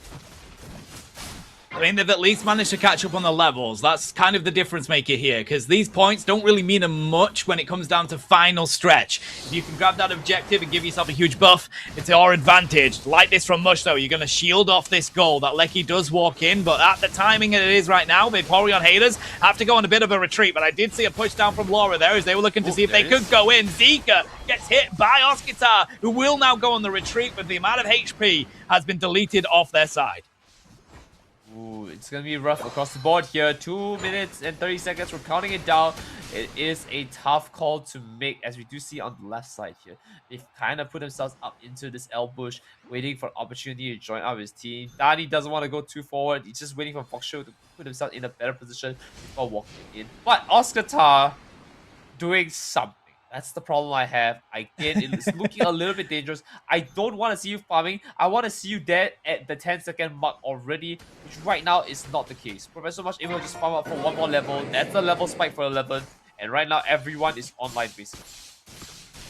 Danny looking for that 13 there, trying to see if they can find that secure. I tell you what, I love the way, I mean, it's poor for Mush, but the way this Articuno has been deleted the second it pushes in this fight from this stored power has been so impactful. They have now got vision on it, as well as DJ. Got to keep an eye, though, on Saren up in that top lane on that Leafeon, waiting for the right time to dive on in that flank with an Emerald 2-step. Here's the engage, so Laura's going to get themselves onto DJ, who gets KO'd instantly. Danny is able to find the secure, and look at Mush having to back on up because that Raichu is simply too much of a threat. It is looking really good going into it here. Groudon's on almost 50%. It looks like Vaporeon haters have this in the bag here. If they take a good fight, this could be it. But in the bush, 2 players, it is going to be a Blitz Deliverance that could send them flying and packing with a Water Burst Shuriken, which means they need a little bit of time. Foxshow, the only one standing who can actually stop this Greninja, comes in from the corner, has to go in right now, has opportunity. There's the slow beam coming into it onto the Vaporeon, sorry, not the Vaporeon, but Leafeon. The Water Burst Shuriken comes into the back here as they do pick it up onto the Blissey. Dani able to finish up for 1, but this means Zika did not hit the intended target. Dani waiting for opportunity so he can find to this Greninja, but right now Oscitar is able to just pull Zika away, giving him a real hard time. Zika comes in here, the damage goes through, and there it is. The pickup onto it is going to go for Oscitar. And I think, Tano, this is a rough game to come back. Engage Academy is going to be going back to school after this one. Yeah, listen, it's too little time now to make the difference, and Vaporeon haters had all the number of Engage Academy in that one. Zika was the only one left up to fight, and they weren't able to find it because there was no rip needed. Saren here diving onto Danny will eventually find the KO. Had to use the Emerald 2-step to do so, but Laura has locked this game in for Vaporeon haters anyway. And there you go, chat. The winners here are going to be Vaporeon haters. Engage Academy pushed them all the way to the final game, but they will make it through to those winner finals tomorrow. Holy next week. moly. From a win on Vaporeon haters to a double loss after that, Engage Academy looked so convincing going into this here, but I just at the end, it just couldn't hold up to the composition. And I mean, rightfully so. It just felt so rough for them. Again, I liked the comp, and it was working, but Dani just played out of their minds here. You can see that they were taking fights and they're moving so fast. Foxshow also fastest fingers in the west here with that slow beam. And really, that slow beam just didn't feel that slow. It feels like an incredibly fast beam. I do think really well-balanced team from Vaporeon haters, to be honest, because Laura was such a big threat, was able to make themselves rotate throughout that entire game.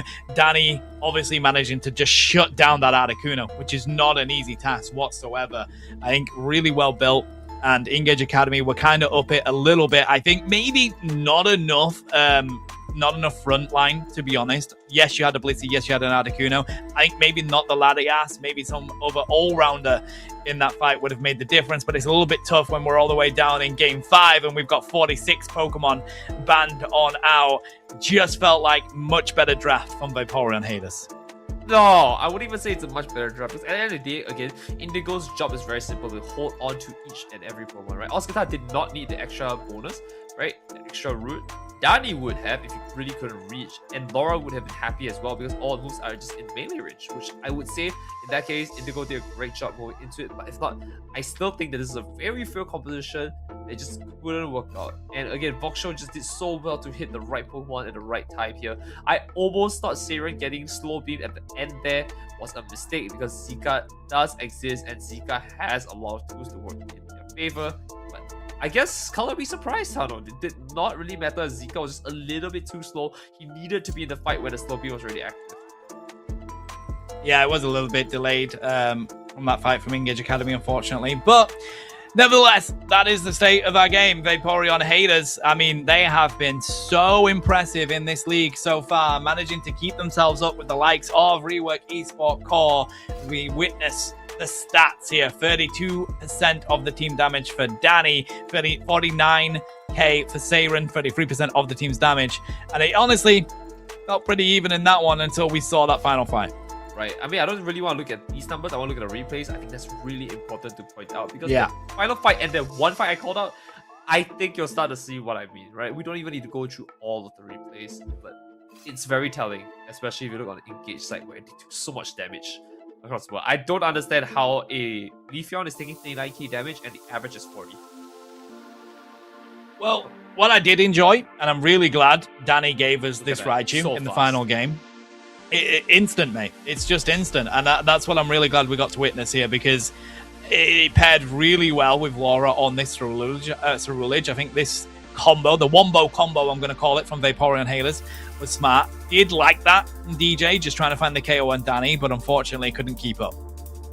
Right, and again, Engage was in such a weird spot where, like, you know, why are you attempting to do Regice before your team comes? I know you want priority, but, like, you don't have a team to really leverage the priority, right? Revenant comes in here, a little bit awkward here because, of course, you know, you force the Greninja these water restriction, which is a great thing, but again, he still has the range. He 2 times for it, does take down Danny, and then gets punished. But was it worth it? I don't know. Now, this is what I mean.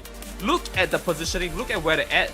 Locked out from the root and then punished onto the Lanias, which again is kind of the problem. Once again, Voxel comes in, locks it out. He has a slow beam steal onto Slowbro, and the minute he jumps in, why are you targeting Slowbro as a Leafeon? I get that. Maybe, you know, trying to cut that Hyper Beam off, right? But it was that slow beam, sorry, trying to get something, cut it off, but wasn't going to happen. I just think really good target selection once again from Vaporeon Haters, and too much power, way too much damage from both of these Pokemon. So, hey, listen, that is it. That's the state of the game. A brilliant fight from Engage Academy. They really pushed them to the edge on the side of Vaporeon Haters. They were the underdogs coming into the group. They managed to overcome the likes of Dift, and they really fought well into this one. But hey, listen, we have more games tomorrow. I believe it's the lower bracket. I'll have to get confirmation on that, but we will have the opportunity to see them fight it on through. Night Terror. Yeah, we have winner finals, lower semifinals. That is it tomorrow. It's late, okay? It's 10 p.m. Oh, wow, it's 10 p.m. Wow. Come on, damn. Tell us, what time is it for you right now, mate? It's 5 a.m. You know, I'm glad to be here, but like, I am insulted. I think 10 p.m. is late. You know, but I am very excited to see how tomorrow pans out. I'll give you the line out of the casters before I go in. We're going to be seeing Magical back into the fray here with Tano, and of course, Lobo taking my spot because unfortunately I have at least one more paper to do for my school. So, you know, Lobo, so it's for you. I'm giving it to you. You got me, man. But thank you so much for being here, Magical. Do you have any thoughts for us? Magical's let me know his thoughts. His thoughts are he's not a fan of Lucario, big fan of Gengar, and of course Cramorant as well. So, hey, listen, there's not a lot more that we can say on that one, Night Terror. At the end of the day, we need to see the semi-final scoreboard before we go off, right? Rework Esports score today, getting a 3-0 on TTAR, very fast game. But we have Vaporeon Haters and Engage Academy, which I really am so upset we didn't have Magic on the very end here. It was a beautiful tree too. I don't think we could have called it as it is, but I guess on day 2 you can call the shots here because hey, that's your games to cast with the other 2. Still an opportunity for one of these teams as we have a look in day 2 tomorrow. TTAR versus Engage Academy. One of them will have the chance to make it on through Rework Esport Core versus the Vaporeon Haters. That is the game we have all been waiting for. It is Seed 1 versus Seed 2 in playoffs of day 2. That is going to be an absolute brilliant game, and it will be here tomorrow. I will be on the cast. We'll have the legendary Lobo with us, and hopefully Magical will be back with us as well. So, Night Terror, give me your overview of how playoff day 1 went. I think it was a mixed bag of, talents, right? Of course, we have top 8 here, a little bit mismatched. I hope to see TTAR really change up the strategy going into it here with I wouldn't say a more favorable matchup, but a matchup that actually looks a little bit more playable for them. But of course, the two Titans are going to be punching each other off later on, which will be Vaporeon Haters and Reward Esports Core. Excited to see that. Today was a showcase of what they can pull off here, and of course limit testing stamina as well. We saw Vaporeon Haters able to pull off the 5 games here. Maybe Reward Esports can't do that, so if Vaporeon can clean it out fast, we'll have something interesting. Otherwise, that's going to be how it is. But you tell me, Tano, what about you? What is your highlight? Oh, my highlight, Danny finally on the Raichu. I just think very impressive. I was really excited for it. I think really good games throughout it. I really enjoyed the action that we saw from TTAR as well. Although they were unable to find the win, I love the comps that they play. So huge shout out to those legends. A huge shout out to all of the teams that have taken part in this so far. And of course, you guys as the viewers. We love you all so much. A humongous shout out to Shivam working everything in the background, by the way. And then my brilliant co-casters here today, Night Terror and of course Magical. All right, that's going to be it from us. You got something for me? Yep. Bob, hold up the scoreboard. Oh, Wonderful. I want to see the 3 of us, which of us has the points. Hold it out there, no matter. No scoreboard for one you. On the board. No scoreboard I only for need you. 1. Okay, nobody else got it. I just need to see 1 on the board. That's all I have to say. I won. All right. I'm gonna swap mine to the Absol, and then I won. So yeah, sure. Have that. All right, here we go, guys. That is it from us. Have a brilliant rest of your day wherever you are. We will see you tomorrow around the same time. Do not miss it. Have a great rest of your night, guys. Thank you so much for being here. Goodbye.